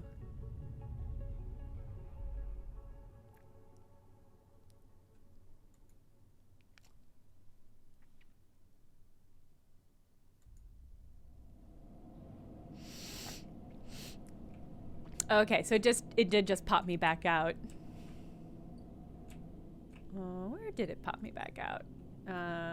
So I successfully got all that. I think it popped me out basically before I went in there. So great. Okay. Good. We have become mushroom. Oh, but it won't let me. Oh, I'm gonna have to replay that. It won't let me go to sleep for a new cycle until I clear that out. How annoying. Well, let's tick this up at least.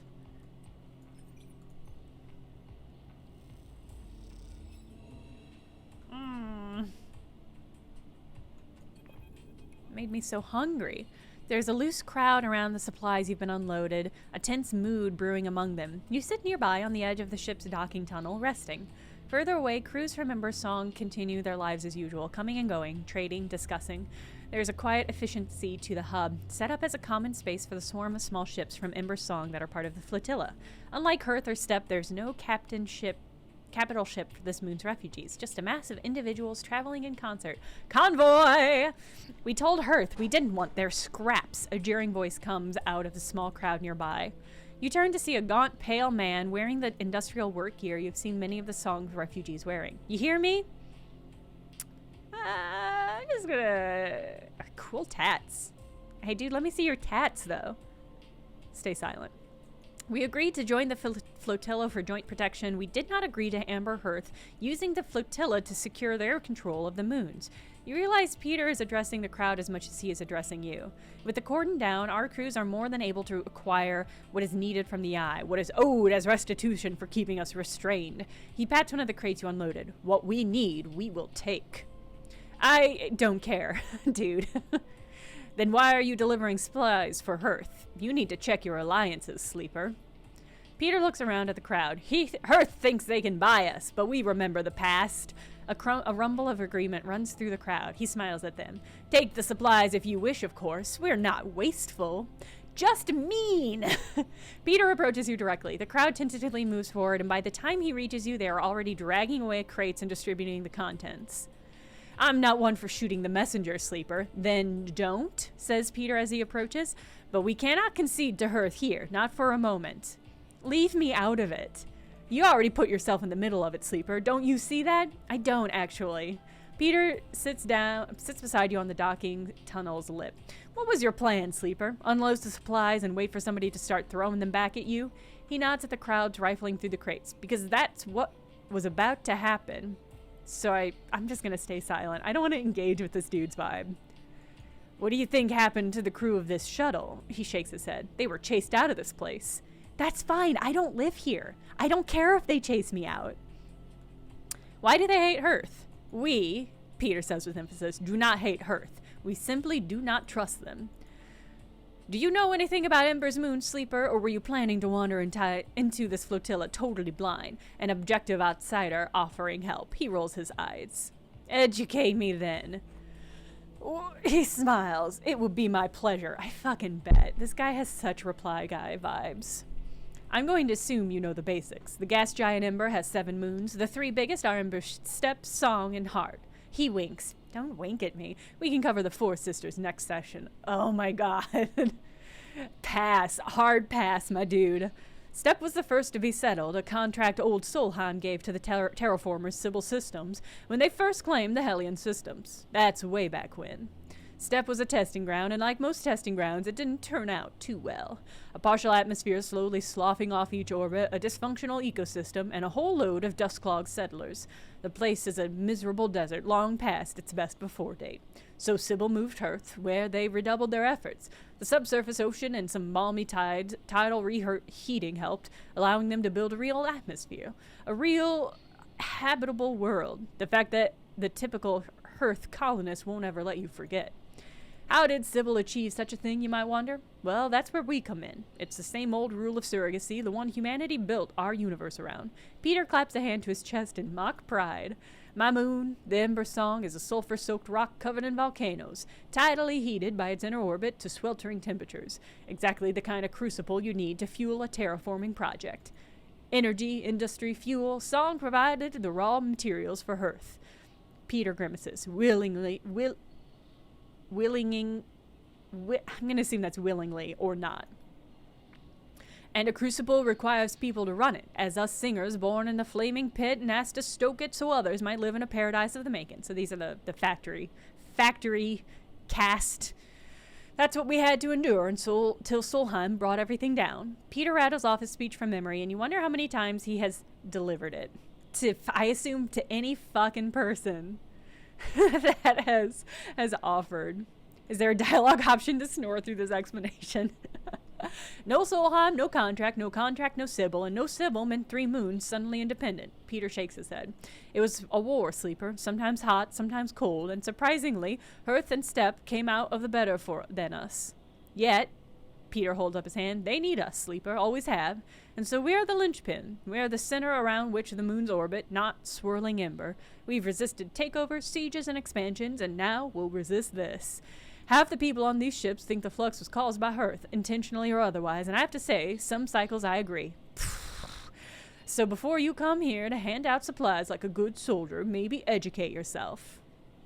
What does... I don't like either... How do I end this conversation as quickly as possible? But you abandoned song. Peter bristles. I want you to imagine what it is like to live on an airless volcanic rock when every system that sustains you starts shutting down. He spits and wipes the sleeve across his mouth. This is your spaceship. You just spit on the floor? My dude. We abandoned nothing. Some stayed, others left. But we reclaimed the ember as soon as the flux fades or ends. We've weathered worse. Don't you need the supplies? As I said, we will take what we need when we need it. Peter stares out into the axis. Ah, a proud people. The Ember folks. There is no authority that we recognize here. I won't keep you from the docking axis, Sleeper. No one here has the authority for that. But watch yourself here. Try to remember that the Eye is just another in a long list of people who have tried to control us. Stay silent. Peter sighs. Look, we are many, and we have many needs. Ships coming to this docking access for repairs, for requisitions, for friendship. And they probably don't find any of that last one here, huh? You can provide these as well as any singer. If you want to help in your own name, Sleeper, not in that of Hearth. Peter shakes his head.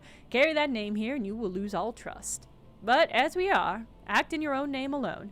Peter puts his hand on your shoulder and stands. I hope I didn't just waste my time here, Sleeper. You absolutely fucking did. I'm gonna become mushrooms, so I don't give a fuck what you have to say. And with that, he walks away, back to the shrinking crowd that is distributing the last of the supplies among the crew present. You watch them pass the food or water between them, no signs of conflict between the crews, just a careful distribution of resources. Peter chats with a few crews, each of them casting looks in your directions, ones that reveal little about the singer's intentions.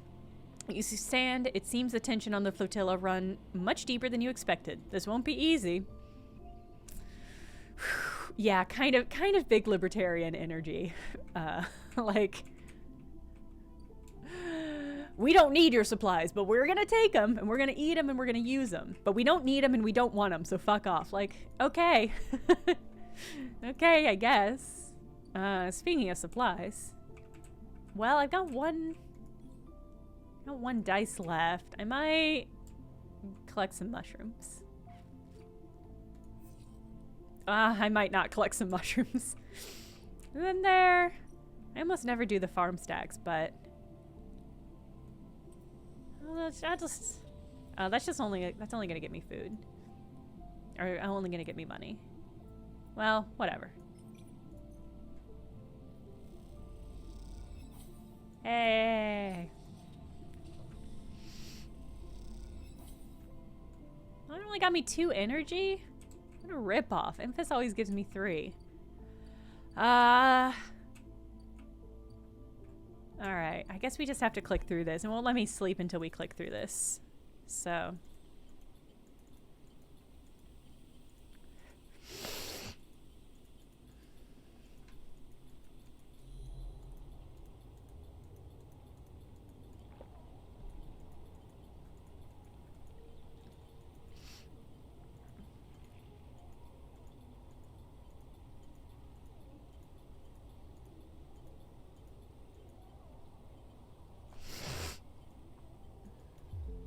You don't look back at Gardner. You don't dare risk it. Instead, you follow the thread delicately, carefully, like a diver following their lifeline back to the surface. The river whirls around you, but it doesn't pull. It isn't jealous. Neither does it understand. It is, after all, just a river. It isn't a person, a flesh and blood person, with wants and desires, with the capacity for love and hate. It doesn't understand you, and you don't understand it. So you don't focus on it. You don't think about it. On what feels like such a long journey back through the dark. You set your mind on eyes instead, on hands, things you can focus on, hold on to. And then after an age of crossing, you're there, settling back into the chair, into a body in a chair, and the overwhelming sensations that come with being a living thing with a rich and detailed sensorium.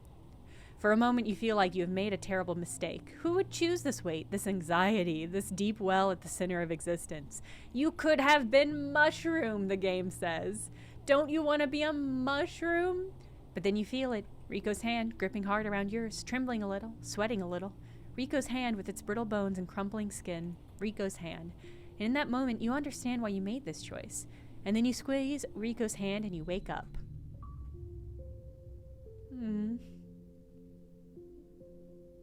Wait, that was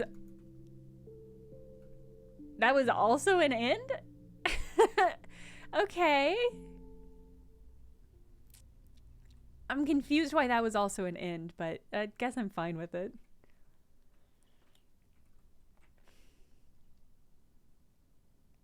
I didn't get an achievement for that one. Okay, but it put me back out. Sleeper? Rico's voice comes wavering through the darkness. Are you still with me? You sit up, the lab a bright green glare that fades as you gather yourself. I'm here. Rico smiles. Good. She squeezes your hand. I thought you left me for a moment. What? She pauses. Who? She smiles. Tell me about it. Tell me everything. Tell her the truth. You tell Rico everything. You tell her about the gardener, that strange farm administrator AI that has grown to be so much more. About the chorus, that impossible configuration of networked plants, and finally about the choice the gardener offered you. She listens attentively, but her responses are hard to read, and you wonder if she might have made a different decision had she been in your place. Rico's like, why the fuck didn't you become mushrooms? Thank you, Sleeper, for telling me. I know it isn't easy to say such things. People so often do not wish to hear strange truths. She looks away. Thank you for returning to me, though I know you had your own reasons. She smiles. She squeezes your hand reassuringly. Rico, I've got great news. When you die, you're going to become mushrooms too. Isn't that beautiful? Something passes between you then, a kind of strange shared sadness for the impossible choice, the choice to escape your body or to stay and suffer it. Her smile is warm and generous, and whatever the wisdom of your choice, you're glad to feel welcome in this moment, in this place. Then suddenly she stands and walks a little away, as if trying to escape an unpleasant thought. You worry that she knows all too well what it takes to make a choice like you did. She sighs. So, Sleeper, do you plan to stay in this commune with us? Yeah, for a while. I'm glad to hear it. Oh, God. Rico crosses back over to you and takes one of your hands in both of hers. Hyphia needs new blood if it wants to survive, and she squeezes. You're a good friend. Well, don't let me keep you. Rico waves you and limps back to a terminal. As she does, you notice the crown in her hand. She places it on the bench with great care. You can't help but feel a little curious about what she intends to do with it. Then you're out, breathing the air of the greenway, fresh as a spring morning. The dappled light makes a patchwork of the greening landscape, and you walk into it, sensing the movement of the gardener's chorus all around. And you're glad to be here in this strange and beautiful place a little longer. That was such a fucking cool storyline. I feel like that is going to stick with me a long time. The idea of like an AI networking mushrooms using the electrical signals that are inherent in all humans. Something really inherently fascinating about that. It's so cyberpunk and yet so like fairy tale-esque.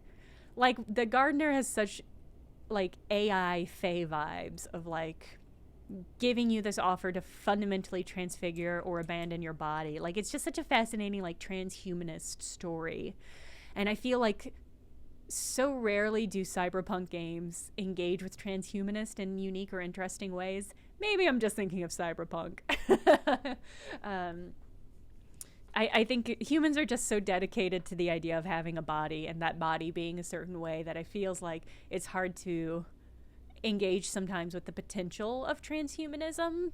But I think this game did such a fantastic job at that. Okay. The hub, we might be able to check on the sidereal leaving right now. Fae? Is that what you're suggesting?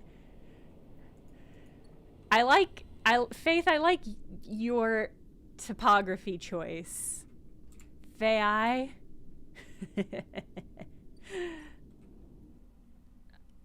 I don't feel like that ticked up. Am I wrong? Did I get this wrong? Maybe I have to do something at the actual site.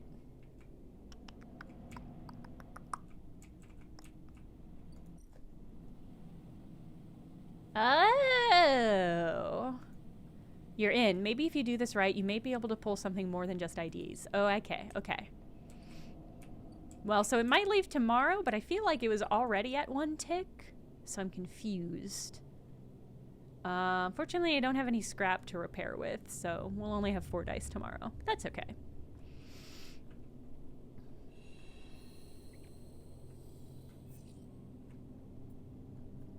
Here you go, kitty. You're gonna have to find another place to freeload off when I turn into mushrooms.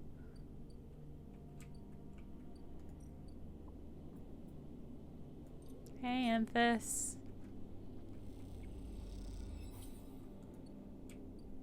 Not a lot of great dice rolls for a critical. Although I guess I only need a +4. Okay. Alright, I got it. Now, let's see, what's ticking up? Ooh! When you arrive at Lim and Mina's unit, Castor is already waiting outside, leaning beside the door. Forgive me, Sleeper, but Celis was already buzzing with news of the breach. I was expecting you. Will this work? Don't worry, the breach cannot be traced to the specific IDs I am about to create. Oh fuck. Castor reaches into a pocket and produces a sleek green and white hand terminal. The data, please. You hand over a drive with the data, and Castor fishes around for a converter cable to hook it up. He slots it into the terminal, and after some whirring, a set of transparent films marked with numeric sequences are produced. 2 tickets to an uncertain future. Castor smiles to himself. The child will go with Lim, of course. He pockets them. These are yours. But first, he holds out a white cube. Your side of the deal. What is it? Are you gonna make... Is this like an implanting thing?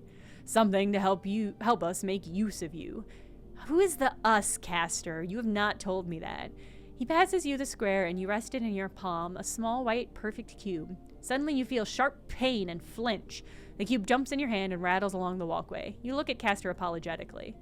Castor smiles. Don't worry, it has done its job. Now it's time for you to do yours. This is all fucked up. You have to fucking ask Castor if you're gonna plant something in my body. You look down and see a tiny pinprick at the center of your palm. Nothing sinister. Oh wow, okay, well that's a relief. Castor puts the terminal away. This way we can keep track of you in the sidereal horizon. I didn't agree to this. You did, Sleeper. Castor adjusts his glasses. You have to understand that I could have done this without you knowing. This way, everything's on the table, so to speak. No, that's not, I don't think that's how that works. I could have tricked you into doing this, so it's okay that I tricked you into doing this. Like, no, my dude. Castor hands you the transparent films, and you see a shimmering portraits of you and Lim flickering beneath the surface. Go. Give them the good news. He reaches across and buzzes the unit. Lim slides open the door, half dressed in his gear. Sleeper, what brings you up here? Come in. He beckons you inside. You look to the side, expecting to see Castor, but the wall is empty. The unit is cleaner, better organized than the last time. Lim sits at the thin bar and gestures for you to sit. Mina's with some local kids. Someone has started doing lessons down the way, and she seems to like it. Oh, Mina's learning how to read. You sit at the bar. What's up, Sleeper? I have some news. Out with it then, Lim laughs. I think this is the choice. This is the choice I'm supposed to make. I have Celis IDs for us. You have... Lim freezes. How? He blinks rapidly, as if trying to wipe away you from his vision. Does that mean... You're leaving. We are leaving. Lim stands up and paces around the unit. We have to pack. He starts laughing. Holy shit, we have to pack. He turns back to you smiling. How the hell did you swing this, Sleeper? I made a deal. A deal? Color me impressed. You show him the ID films, and he whistles at the portraits. Impressive stuff, he pats you on the shoulder. You should stay until Mina gets home. We can tell her together. Sure. The buzzer goes. That'll be her. Lim gets up and opens the door, and Mina, a bundle of energy and life, rushes into the room. Robot! She shouts. Lim picks her up. Mina, you won't believe what they brought us. You flash her the pass, and she looks confused. We're going away after all, Meanie. He lifts her up above her head. On that big, beautiful spaceship. Mina screams and Lim laughs. He puts Mina down and she runs over to you and hugs your legs. I love you, robot. So quietly, so only you can hear. I love you too. A while later, when you leave, you don't even think to check for Castor by the door until it's too late. You stop and turn halfway down the walkway, but there's nothing there. Even that little white cube is gone. So you keep walking, back through the low end, deep in thought, excited and scared all at once. I mean, I guess this is sweet. I don't really know. I don't know what to make of this. Alright, so this has to tick down. Let's see if there's anything in the hub.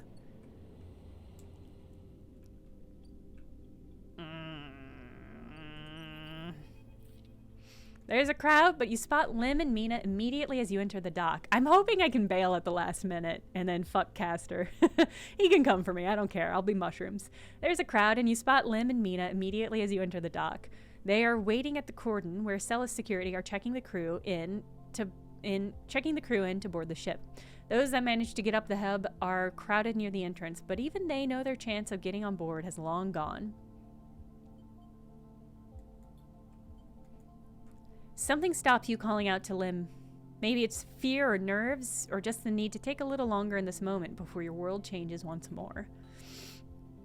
A decision was made, you reason, and there's no point in rethinking it again and again. All you can do is move forward in its shadow until so many cycles pass that you forget it was ever there. Lim spots you among the crowd. Sleeper! We're here! They are standing beside a bag which looks to carry all their possessions they have. It is small enough to be carried in one hand. Hi, Mina! Mina is vibrating with excitement. She seems strangely at home in microgravity, but then you remember that she's spent her whole life in space. Hi, robot!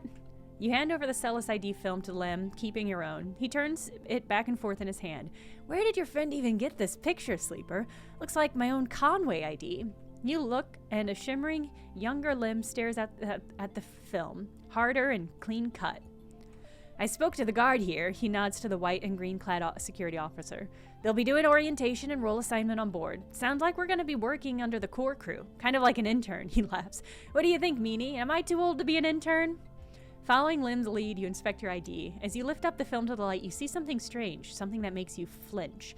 The face printed on the film is one you recognize immediately, but it is not you. At least it's not how you look now. You squint at this ghost, confused why you hadn't noticed it earlier. It has my real face, my real flesh face. It's a picture you remember being taken, a memory that you didn't know you had. You remember signing the forms, you walk to the sleeper tanks, the cold metal floor. You remember the Espenarp employee who helped you in, her smile clean and surgical.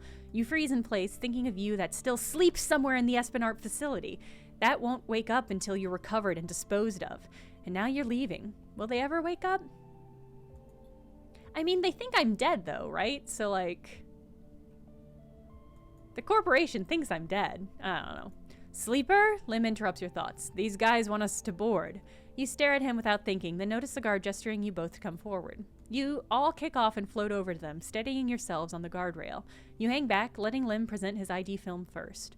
The guard slides it across the white machine, much like the one Castor printed them from. You reflexively rub the puncture mark on your hand, even though there's no trace of it now. It seems to be your destiny to be someone else's tool. Lim and Mina are waved through, the guard smiling at her excited face. Lim turns back to check you are coming. The guard beckons you closer. You wait for a moment. You need to wait for a moment. This is all happening too fast, changing too much. There are so many questions you have, so many threads to catch hold of, and yet here you are, boarding a ship to who knows where, on a journey that will take decades. Is this really what you want? How will you even survive? Yes, thank you. How will I survive, game? You suddenly feel dizzy, unsettled. You can make out the concerned look on Lim's face as you hold back. Guard gestures again. Mina's eyes, looking back at you, are so bright in the sunlight. The ghosts are, they're a stream element I added. I added them the same time I added the subscription animation. Because I thought it was funny. It's a ghost, BMI Badger. I don't know what to tell you. There's a ghost in the machine. A ghost in the stream. I mean, if I board, it'll give us the board ending, and then we can just keep going. So I think I'm gonna do that. I think I'm just gonna do it. I don't actually intend that. I think the mushroom is gonna be my true ending in my heart. So let's just go for it. You shake off your doubts and hand over your ID film. The guard barely looks at it as they pass it through the scanner and wave you through. A new life built from old things. You okay? Lim asks, concerned as you catch up with them. You're so slow, robot. Mina teases, grabbing at you with small hands. Just making sure. Lim nods, and you realize how much harder it must have been for him to cross that threshold. Mina struggles in his arms, trying to get to you, and Lim relents, struggling with both the bag and his daughter. Mina tumbles through the microgravity and grabs onto your clothes for purchase, pulling herself into your arms. You all proceed up the walkway and the entrance to the docking bridge, yawning wide in above you. Are we family, robot? Mina asks as you move, taking you by surprise. Yeah, I guess so. I'm your mom. Mina smiles and presses her head against your chest, pleased by your answer. You keep moving, up into the docking bridge, then along that thin glass-walled connector, all the time Mina clutching onto you. It's so sweet. The lack of gravity means you can't feel her weight, only the grip of her small hands on your clothes. You both stare wide-eyed at the vast whole of the sidereal horizon and try to think of this huge machine as a home. Later, when you settle into your bunk after Mina has finished running back and forth between you and Lim with an endless and infectious excitement, you find yourself looking at your ID film once more. Somehow, since that last time you looked at it, the image seems to have changed. It's still a picture of the old you, the person that signed up to have their consciousness copied and placed into an ownership of Espen Arp. But something else has crept into the image, an underlying sense of self-identification. This is also a picture of you now. The you that survived the eye, that made friends here, that found a way out, that escaped against all odds. The other you might never wake up, might never get to live again. That's so fucked! But so be it. They consigned you to a doomed life for their own game. Fuck you! You are me! Their life is yours now. You will live it better than they ever could. That's so weird. They consigned themselves... I don't know. This is weird to parse. That's such a weird way of thinking about it.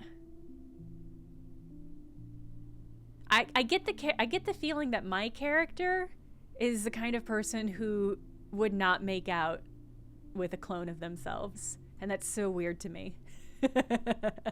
I can't identify with that energy. You lie back on your bunk as the thrust of the sidereal's vast engines kick in. This feeling, this rumble, will be your constant companion for the next decades. It'll be there when you work, when you watch Mina grow, when you dream of the planet at the end of the journey. It will stay with you when your body starts to fail, despite the best attempts of Lim and Mina, as the years stack up and it exceeds its safe operating period by a decade. It'll be the thing you wake up to in those rare moments of consciousness, between which Mina will keep you in a frozen state in the hope of preserving you until your destination is reached. It'll still be there when Mina wakes you, tears in her eyes, to tell you of Lim's inevitable death. Game, just cool it, okay? Come on, game. And it will not relent despite your desire for a moment of silence. It'll be the final thing you hear as Mina shuts down all but the most vital of your functions and hopes beyond hope that you make it to your final destination, all the while doubting that you will. Is this my assumption about... Is this my really pessimistic assumption about how this flight is gonna go? Yeah, Mechtel, that's the thing, is like... the implication is that I have essentially killed my flesh body in order to escape to this life. And I guess the question is, was my flesh body essentially creating this copy in order to be killed? Like, presumably, I guess it's unclear whether or not, like, the memories of this existence would have been... this is a lot for a Sunday morning. Fuck. Yeah, you got me there, Faith. Because if the memories that my robot body acquired while emulated get replanted back into the flesh body when I'm done, then I don't think in any way you can argue that that is killing off the robo body, right? It's just like altering the body in which it's in. But yeah, I don't know. You don't think they would be given back? It's a legal thing that the flesh body and copy can't coexist. The copy is created to get around an AI loophole. Interesting. Well, okay. This is a lot like Severance in that case. But for now, in this moment of departure, it is still a new sound, a new feeling. And because of this, it is filled with the promise of the future. And so you settle back on your bunk and close your eyes, and in moments you're sleeping a perfect dreamless sleep, the most peaceful that you can ever remember. Okay. Okay. Alright, I think the only thing we have left is the DLC. Yeah, Cat, yeah, I mean, that's literally Severance. If y'all haven't seen Severance, I do recommend it. It's a really good show. It's the kind of show that I'm like, the first season was so great. I don't feel like the second season will be able to stack up with it. But I'm curious to see what they do. All right. Oh, right, and the Rabia thing. Yeah, the conclusion to the Rodigan. I'm just going to click through this real quickly, because I think we have to. But I'm going to see if I can't get Lim and Mina on board.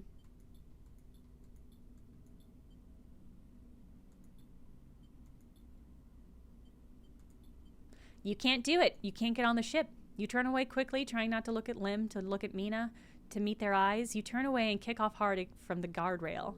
When you reach the far wall, you turn back. The scene continues in front of you as if nothing has changed. The next set of people are boarding. The crowds are still gathering at the cordon.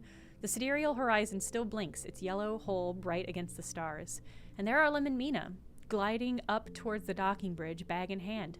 Lim is facing away, focused on the steady climb, but Mina is in his arms and is facing back towards you. You watch her face, confused, sullen, but twinkling with a growing excitement as Lim carries her forward. As you watch Mina, you think about your future, about the future you might choose. You know one thing for certain, that future is on the eye. As a mushroom, you no longer have any enthusiasm for being carried forward by the dreams of others, for grand futures that unfold like angelic wings across the horizon. The future is being made now, on this spinning ring, among its people and its system. You're sure of that. As you watch Mina disappear in the entrance of the sidereal horizon, and much later, when you watch the ship pull away, you feel a sense of longing, a longing to be carried, not by the systems that spin the suns or the corporations that run the colonies, but by love, towards an uncertain future, just as Mina was. That, you think, is the future you wish to make here on Erling's Eye. That's nice. That's a nice ending.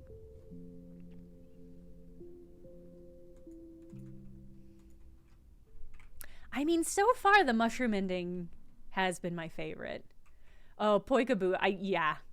The show is gay, if that helps. And it's good.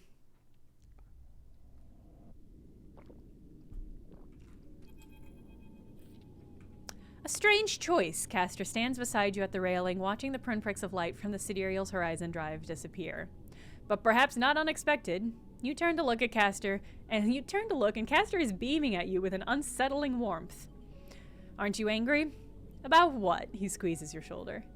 I only wish for you to exercise that strong drive of yours. If it happens to align with my own, then that is pleasing to me. But if it does not, I cannot punish you.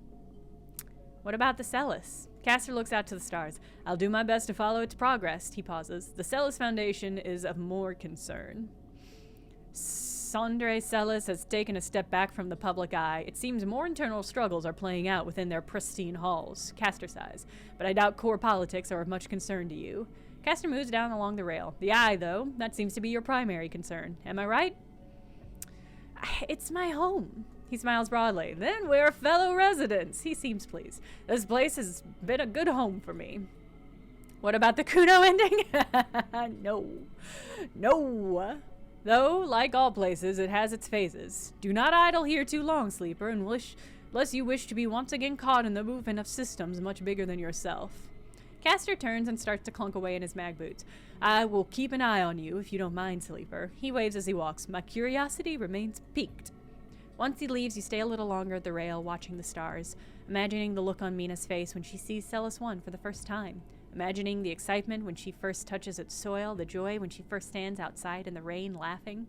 Those images, though they will not happen for decades, are what will carry you through this cycle, and perhaps the next one too. Pretty sweet. pretty sweet. It's no I am become mushrooms, but it's pretty sweet. You're getting a lot of crackles now. I think we determined last time that the crackles were on the Twitch side. I think they're an internet or Twitch issue. But honestly, who fucking knows at this point? Who knows what's going on with my system? Oh, Peak, what's up? What you got for me? Have you ever heard of can channel sleeper? Peak asks as soon as you enter the bay, as if you were in the middle of a conversation. There are heavy circles under their eyes, and you aren't sure that if they've moved since you last visited. The console they're working at seems to have grown too, shadowing their slight frame and a wealth of screens and wires. Can? You mean for transit? Yes, exactly. Peak turns to face you. Kiyomani's active negation, the name for the effect used to transport trillions of tons of materials from the surrogate system to the core. You might have heard about it in your physics class. At XPR, they hammered the principles into us as kids. Can, recites the definition as if in a classroom, a process of collapsing spatial causality along the Euclidean distance between 2 points by negating mass simultaneously at both ends of a geodesic curve. Essentially, can channels allow for the near instantaneous transport of raw materials between systems. They require huge volumes of energy, of course, and decades to construct, but once a can channel is established, it opens up a system for infinite exploitation. The backbone of surrogacy is what XPR called them. Peak shakes their head. They might not be able to send anything more complex than a rock through them. Complex machines and people are, shall we say, reconfigured by the process. Ugh. Ugh. But for raw molecular pure materials, Peak flicks a hand. Whoosh. Where is this going, bud? Peak pauses. What I'm trying to tell you was whether the Helion system, this system, ever had a can channel. Can channels are vastly expensive to build, to run. Not every surrogate system has one. Many use fraction drive ships to transport their materials to the nearest hub, but Solheim, Peak smiles, Solheim spared no expense when they established this system. No way. Yup, Peak's eyes light up. They shut it down before the collapse. They couldn't run the Cinder receiver station anymore, but it was there. It still is, as far as I can tell, closely opening our star. In fact, Peak grins, they've been building to this. I'm sure it's still there, because one of the issues with can channels are the massive waves of exotic energy they can produce when cycling up. The flux. Exactly. Peak's face suddenly drops. Someone is starting up the channel. Whew. Peak sucks in a breath. That, I don't know. They start counting off information on their fingers. They need a lot of resources to do it, and they need to have people from the core systems, but there's no real large-scale extraction in the Helion system anymore, so why would you go to the trouble? Just to trigger the flux? Peak rubs their red eyes. The flux, the wave the can effect produces is a side effect, a problematic one, but it isn't a destructive force. If it was, the core system wouldn't have never been able to use it. So then why are colonies collapsing because of it? Why is it chewing through the system, the kind of industrial system set up to function within range of a once active can channel? Peak is getting frustrated. The moons of Ember have been terraforming since before the collapse. They would have had to deal with the flux, yet everything we've heard from the refugees says it brought down every system they had. Peak falls quiet, thinking it all through. Your mind drifts too, thinking of the can channels, those vast causal highways that pop up on the core systems and their endless appetite for resources. This system has been quiet for decades. Solheim collapsed, most corporations gave up their claims, and apart from the Celis ship that came to begin on the sidereal horizon, no one from the core has come here in all that time. You shiver as you imagine the attention of the core, the systems of logic and exploitation that created you, created your suffering, turning towards the Helion system. A floodlight turned to the stark corner. A shrill beep catches both of your attention, and Peak rushes to a screen, one showing a crude map of the station. On it, individual markers begin to flare up with insistent chirps. Peak looks puzzled for a moment, and then their face drops. No. They lean in close. This doesn't make any sense. Bad news. The flux nodes are appearing elsewhere on the station. Peak pulls at their hair. I set the system to alert me to other fluxed nodes near the epicenter of the flux event. But these are everywhere. The hub, the low end? How can this happen? The only reason we saw flux nodes here is because it's the most rundown part of the station. They were barely shielded, but others appearing so far after the event. Peak turns to you. You're going to need to give me data from these nodes, and quickly. I'll keep looking at what we have here, but I need to know why they're popping up everywhere. Right now? Right now. We can talk more about can channels and system history when you're back, but this needs our attention right now. Peak turns quickly back to the monitor, their eyes following scrolling screens of code spewing from the newly fluxed nodes. You're leaving quickly, but struggle to shake the images of the spotlight from your mind. You feel watched as you cross back to the pilgrim seat on your way to the shuttle bay. You hurry onward, eager to outrun the fear. Ba-ba-ba-bum. Alright, so... they want stuff. I don't want to give them stuff. Alright, so you need flux data. I have to assume this is... Maybe? I was just assuming it would be...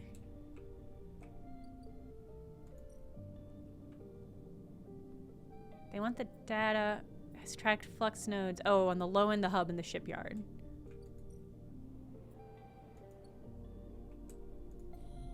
So they'd be farther down.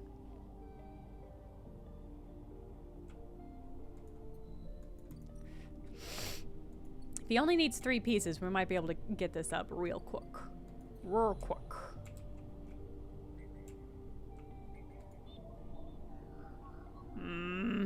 Alright, so 4, 5, or 6 there. What did that look like? A little circle? Okay.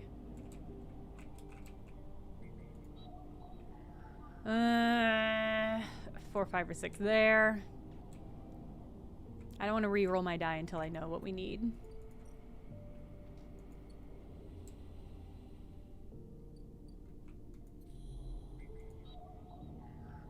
Four, 5, or 6.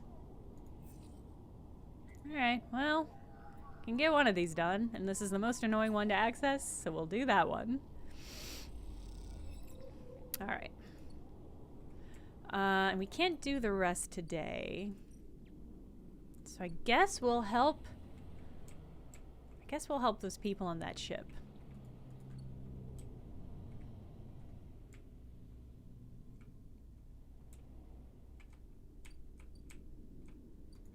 You there. We're here to help. Need spores and a ship mind.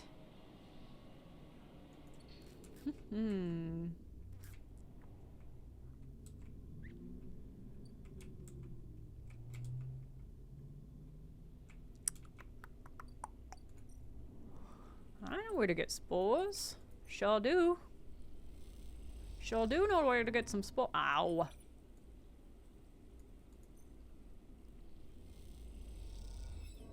Ah! And I took damage from that. I was so hungry. Alright. I don't need spores. That's fine. Oh gosh, we're reaching the end of stream time. But I don't want to play this game another day. So I'm trying to decide if I want to... Oh, let's go a little bit further. Let's see if we can't finish off these last ones.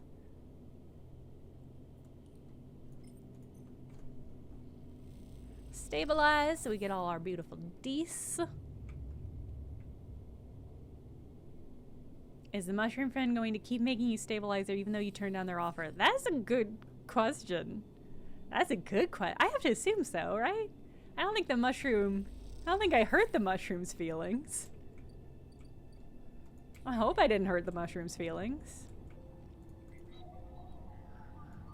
Alright, get these.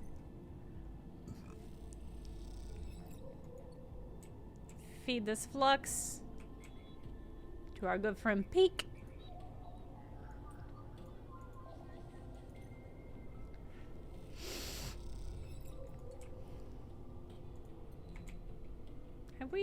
Is this still going? Okay.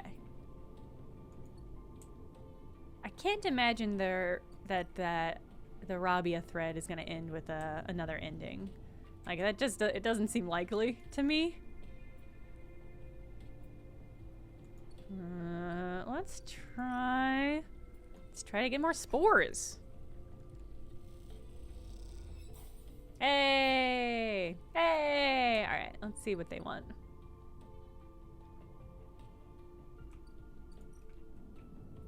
Well, let's drop off these spores first. Oh, you want 3 of them? Fuck y'all. Fuck you guys. Spore hungry. Peak loads the data into their decoding setup. I'll just be a moment. Don't leave, Sleeper. You watch as Peak works on the flux data, the nodes unfolding like flowers now, giving in to Peak's increasingly sophisticated decoding protocols. Seeing data like this as an image on a screen is an almost unrecognizable representation to you. It's nothing like swimming among nodes and threads. Despite this, Peak has proven themselves to be more than able to handle these complex data structures, even through this limited representational paradigm. The bay doors hiss, interrupting your flow of thoughts. You turn to see Eshe. Stay silent. Eshe stalks into the bay, head down. She looks tired and not in a mood to talk. She doesn't usually want to talk, so that's fine. How's the weapon hunt? Peak asks without turning from their screen. Slow, unsuccessful, tedious. Eshe slams a bag down on the crate and hops up to sit on it. You still unpicking balls of yarn? With the Sleeper's help, Peeker smiles. They brought me some good stuff this cycle. Maybe they could help you find the weapons you were smuggling? It's clear that Eshe doesn't appreciate Peak's tone. Stay silent. Peak holds up a hand. Shh. They lean in towards the screen. Son of a... What? They hit it in the wave of the wave, Peak is whispering to itself. It's alive. They lean back in their chair. Eshe crosses over to look at the screen. Alive? Well, it's growing. It's processing. It's quietly working away in the dark. Look. You cross over to the screen and stand beside Eshe. In it, you can see the Peak has all 4 nodes decoded, and the pattern of shadows from inside them sit on the screen like dark stains. Then you notice it, the movement, the thin thread crossing from one stain to the other. As you watch, you notice that the movement only ever happens in your peripheral vision, as if this thing, the shadows, knows it's being watched. Do you think this could be Navigator? Because we haven't heard from Navigator for a while. This is how the other fluxed nodes appeared. They weren't fluxed by the wave, they were corrupted after the fact. This thing, this shadow that entered the wake of the wave, it corrupted them. But it made the corruption look like the result of the flux. It's a sleight of hand. Peak runs a hand through their hair. The flux wave is so massive, so complex, that it opens the systems up to be attacked. As it reconfigures exposed system, this shadow is broadcasted in and planted inside. The wave from the can channel, it's a brute force wave hitting every system in Helion. Once the systems are vulnerable, Peak looks pale, their eyes reflecting the screen. The flux isn't what is happening, attacking those systems. It's the siege weapon, a Trojan horse. Then this thing takes over. Peak sits back in their chair, and it's already on the eye. Bum-bum-bum-bum-bum. Wait. Eshe rubs her forehead. You're telling me there's a can channel in this system? Shit, Peak isn't listening. This is bad. We have to take this to someone. Peak looks at you desperately. Ooh, this is an interesting choice.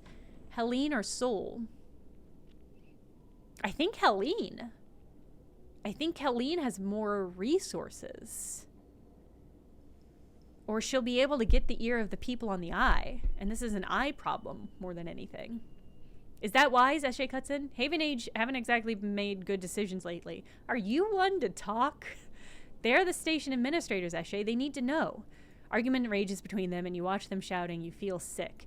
After a while, they stop, running out of things to say. An unsettling silence descends on the bay. I need more time, Peak says quietly. I need to look at solutions, try to build a case, collate the evidence. We messed this up. They look down at their hands. Eshe goes to speak and then thinks better of it. Not a word, Sleeper. Peak meets your eye. Don't tell anyone until they are ready. They sigh. With the tension among the refugees, Soul won't be ready to hear this, and Helene and Haven Age are still mired in some kind of crisis. We tell Haven Age they're likely to react badly, and if we tell Soul, I'll doubt he'll take it well either. If you can calm the situation in the flotilla, then we can choose. Ugh. You're too twisted up in this, Peak, Eshe says quietly. This is not our place. We don't know... Stop, Eshe. Peak slumps over their chair. Stop. You leave them like that, exhausted and troubled, heading back out to the Pilgrim Seed. When you close your eyes, you think of those shadows, that movement at the edge of your vision, something dark growing in the station like a parasite. You feel sick, your vision blurs. What comes next? You stop in a corridor and take a breath, putting a hand on a rumbling metal wall. For now, the eye keeps spinning. For now! Alright, so we have to, we get an upgrade point. Let's upgrade our... Engage. Okay.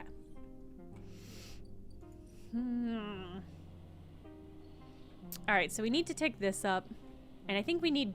I guess we need both of these, I'm gonna guess. So we need a ship mind. Ship mind we can just buy. Let's go double check on buying a ship mind. I think there's just a place right now, right? Yeah, I can buy a ship mine core here for 240, which is pretty steep. But not impossible. But I thought there was another place. I can fabricate my own if I have the pieces. Oh, I used to live here. It's so small now. I thought there was another place. Man, I might be thinking of just a ship. Well, let's sell off this Yadigan data and just buy one. I don't want to wait for another ship to dock. Bye, Suzo. Have a good flight. I forgot how cheap Haven Age was about the Yadigan data.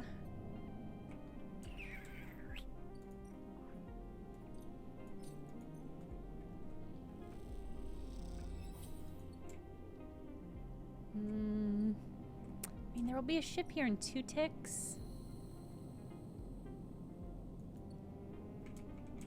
And this ship is the one that always has the ship mine on it. I could probably get it for cheaper there, but also we're in the end game, so I'll just buy it. It's fine. It's expensive, but it's fine. Anything for those people on that ship that I hate.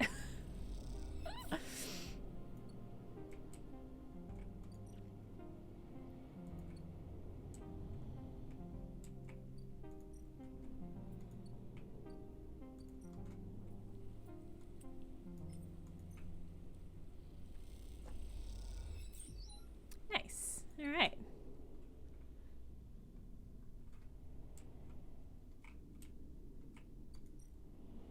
Here's everything you've ever asked from me. Please like me now.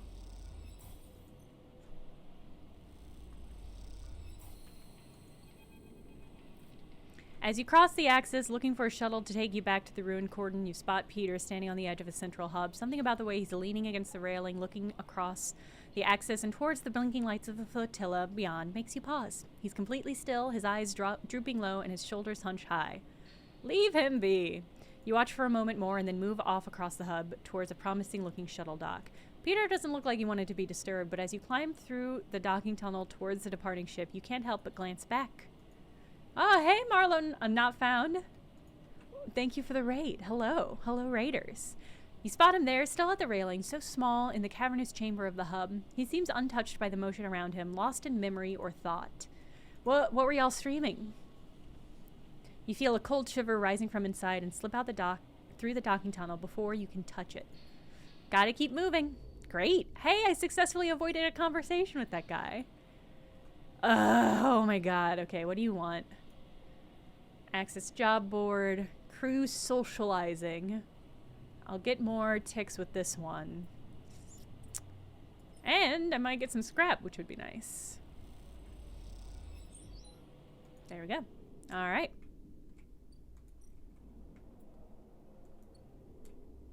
Okay, so I don't think I can continue with the DLC until I make friends with everyone. Oh, Deathloop. Nice. Yeah, that's the thing, right? All these people are so proud and talk about how they refuse to need help or ask for help. But then all they do is give me to do all the things for them. Bones emote dropped. Yeah.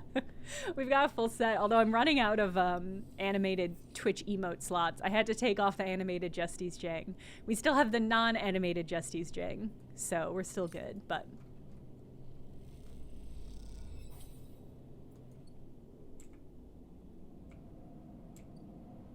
Alright, and then down here... Worth it? I think so. If we get too many more, though, we're going to have to do some sort of vote or side-by-side comparison. Even before you enter the office, you can hear the sound of Rabia working the heavy bag. She's hammering it, the chain creaking as it shakes with each hit. She's been like this since... Sabine doesn't finish the sentence. They're sitting on a stool, looking at the terminal in the corner, searching through the Espen ARP data you pulled all those cycles ago. Hey, how have you been? I'm well, Sleeper, happy to no longer be hunted, they smile. Yadigan has plenty to deal with, and without Yannick, I'm free. They glance nervously at Rabia. Oh, I bet they do. Rabia sounds punching, and in the silence you can hear her breathing hard. Sabine looks over at her, and you sense something between them. You realize you haven't seen them together since they tried to kill each other in the same unit. A lot has changed since then.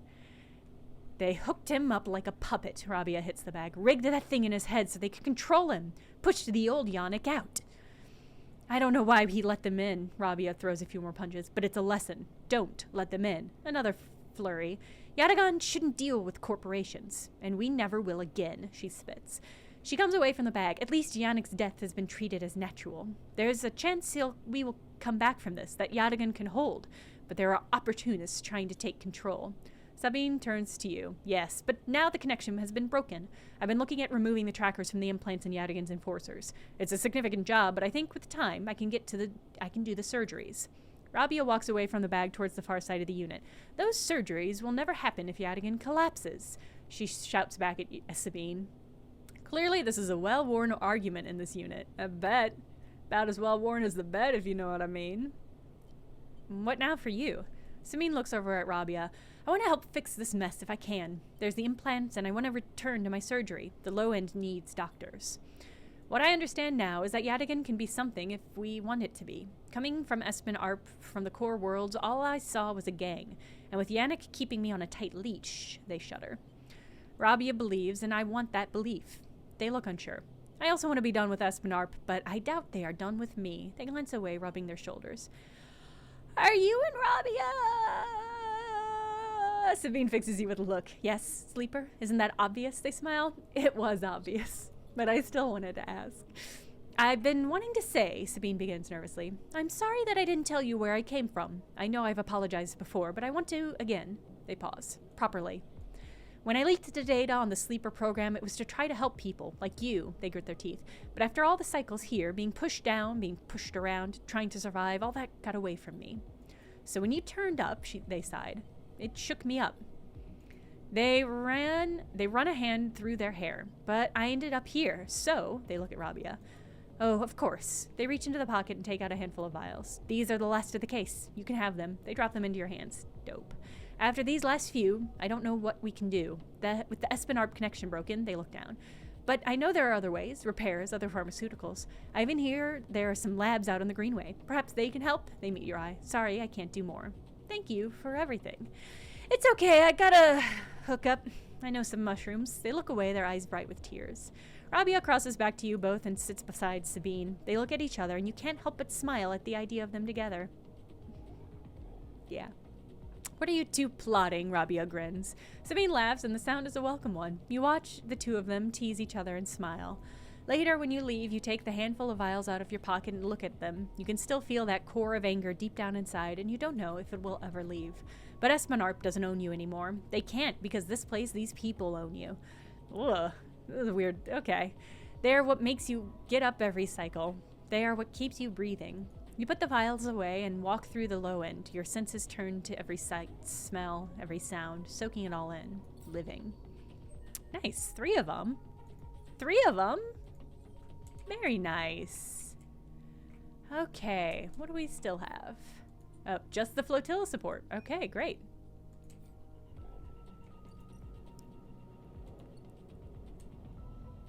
Oh, good call, Lancehart. We'll raid old Pat. We'll raid that Pat so-and-so. Alright. I guess I'm just gonna... We're just gonna do this. Until I can't do this no more. Actually, I guess we should peek in on peak. Although I think this is just tacking down, right? Oh, okay, no. Yeah, so that is just ticking down, waiting for me to finish this. Alright, alright. I'm not gonna be able to do it this cycle. Ooh, but I got some scrap. That's nice. Okay.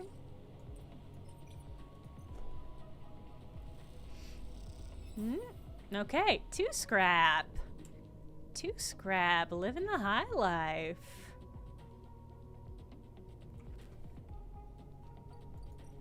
Oh, Nikki's on stream? I would like to see Nikki. Bonk. Bonk. Alright.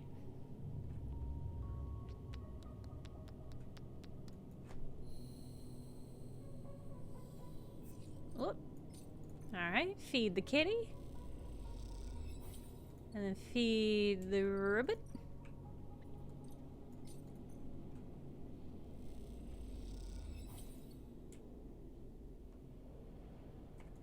And let's go to the flotilla.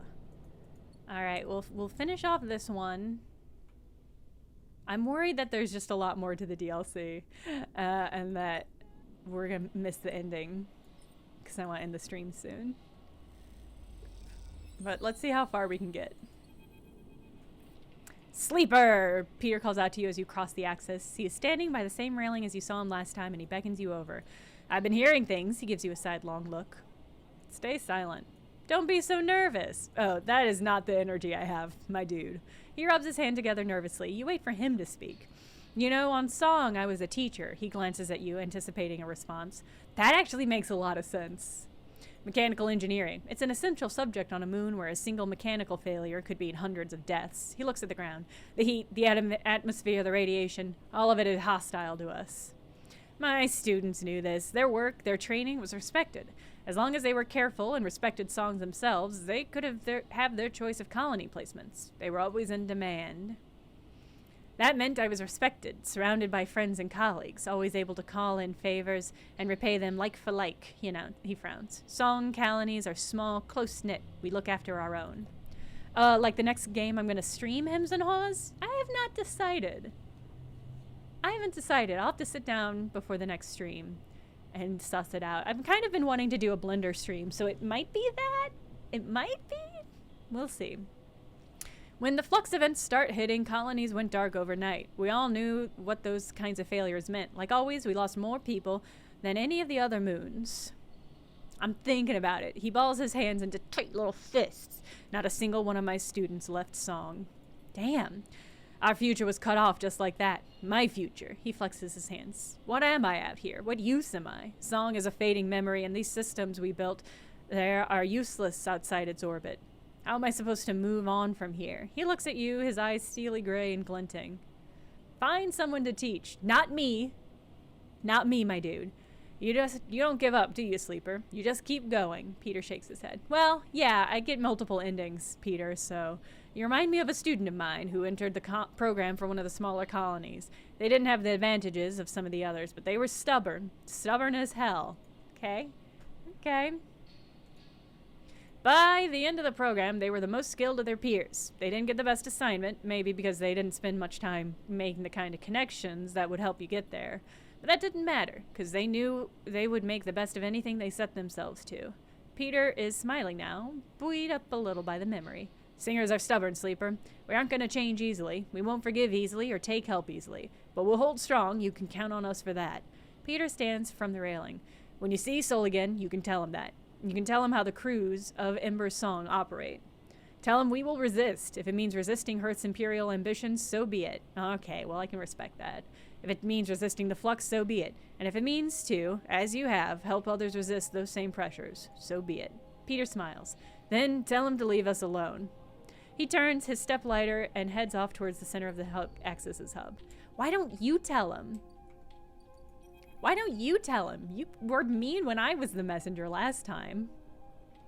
You arrive at the bridge of the Pilgrim Seed. Sol is waiting for you. You won't believe the messages that have come through in the past few cycles, Sleeper. The ship from Steppe has sent a goodwill gesture, a whole catch of supplies from their own farms.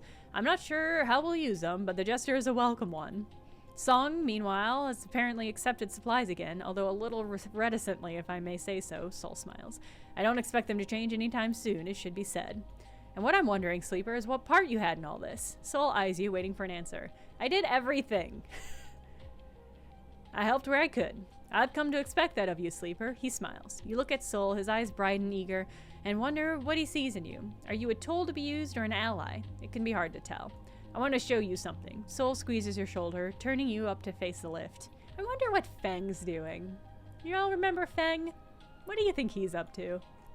He leads you along the axis of the ship towards the engines, the clanking of his suit accompanied by the constant hammering and welding that fills the echoey bulkheads of the Pilgrim Street at all hours. With the cordon lifted and shuttles able to go out to salvage scrap and barter for supplies, the ship has become a place of transformation, moving alongside some state yet to be revealed to you. You look at Sol What is his plan here? What is he preparing for the Pilgrim Seed for? Or are his sharp eyes simply focusing on making it through the next cycle? Suddenly, Sol stops in front of a huge bulkhead door like the seal at the front of a dry dock hangar. He signals to someone in the cabin high up, attached to a wall, and they begin the process of opening it up. The Pilgrim Seed was built as a short-range freight carrier, you know? The amber warning lights on the bulkhead door send spinning shadows across Sol's face. I'm also just like getting tired of reading out loud if I'm laying it out on the table. I'm ready for some action. I'm ready for an action game. We built it to ship the entire harvest from thousands of farms to the silos at Passero. When we realized we'd need it here, it was the biggest ship we could muster. Sol wraps a metal plate, and somehow she's carried us all the way here. You led the evacuation? Me? He laughs. Not even close. I was a farmer, had a whole lot of land and people to run it, and my people helped convert this place for the long trip. He looks at his feet. Others led, organized the evacuations, debated the plan. What happened? Not one of those folks made it. Sol rubbed his forehead. We were out in the black a long time before we got here, Sleeper. Things happen. The upshot is, I was chosen to take over. I guess my crew trusted me and I knew the ship. I argued, reminded them I'm no leader, and that I'm sick, but well, when service chooses you. A loud klaxon sounded, indicating the bulkhead doors are ready to open. They groan as they slide back, the metal squeal echoing through the vast ship, bouncing off its hard-plated walls. At first, all you see is darkness, and then the lights go on in huge strips that stretch back and back as far as you can see. The space in front of you, the vast bay, bigger than any you have ever seen, is empty. When we left Hearth, we didn't have time or resources to convert the entire ship. Sol begins leading you into a massive space. So much of the freight space we sealed away, shut down. But now we have time, we have resources. We stabilized here, at least for the moment. Sol turned back to us. Now is the time we make use of all of this. Hey, oven-baked Brett. Oven-baked Brett. Oh. Now's the time we can make use of. What are you planning? What do you think happens for the eye? Next for the eye, Sleeper? The flux has already hit one part of the station, and from what I know, it'll hit again. On Hearth, we lost everything. There isn't much time, Sleeper. But there is enough time to do something. Think of the number of people we can fit on here. The farming stacks, the housing. Hell, we can plant some of those mushrooms you love so much. This is the way forward. The only way. We need to fill this ship with able bodies and head for the starboard belt. I thought the eye was your destination. It was, until the flux hit here. Now it was just another stop. I'm glad of the chance to resupply and salvage, but we need to go further out. I want you to help me. You know the eye. You have connections, and you work hard. I've seen it. Soul meets your eye.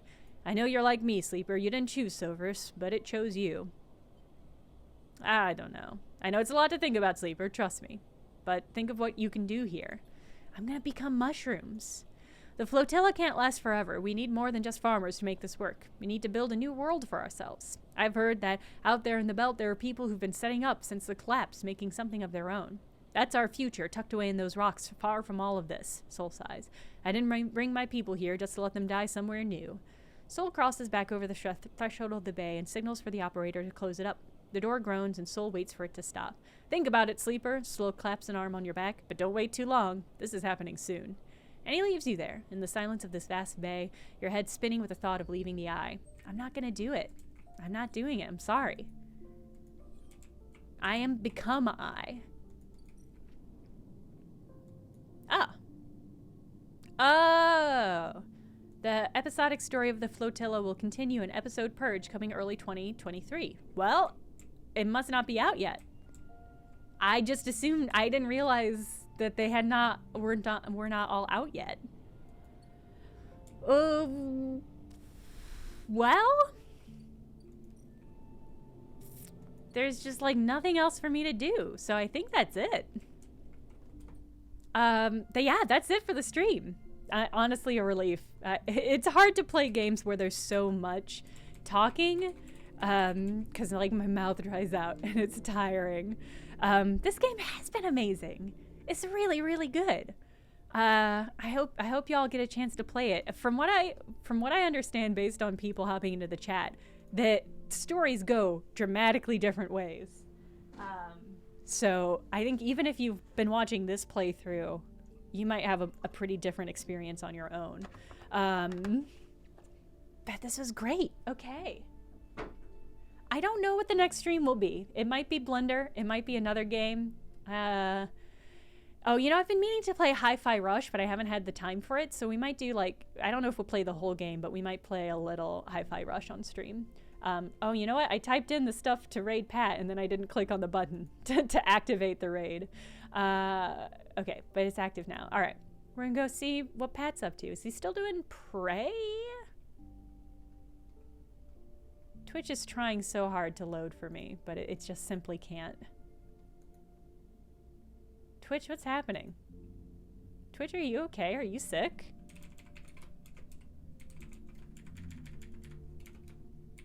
There we go. Okay. All right. I'll see y'all over there. Bye!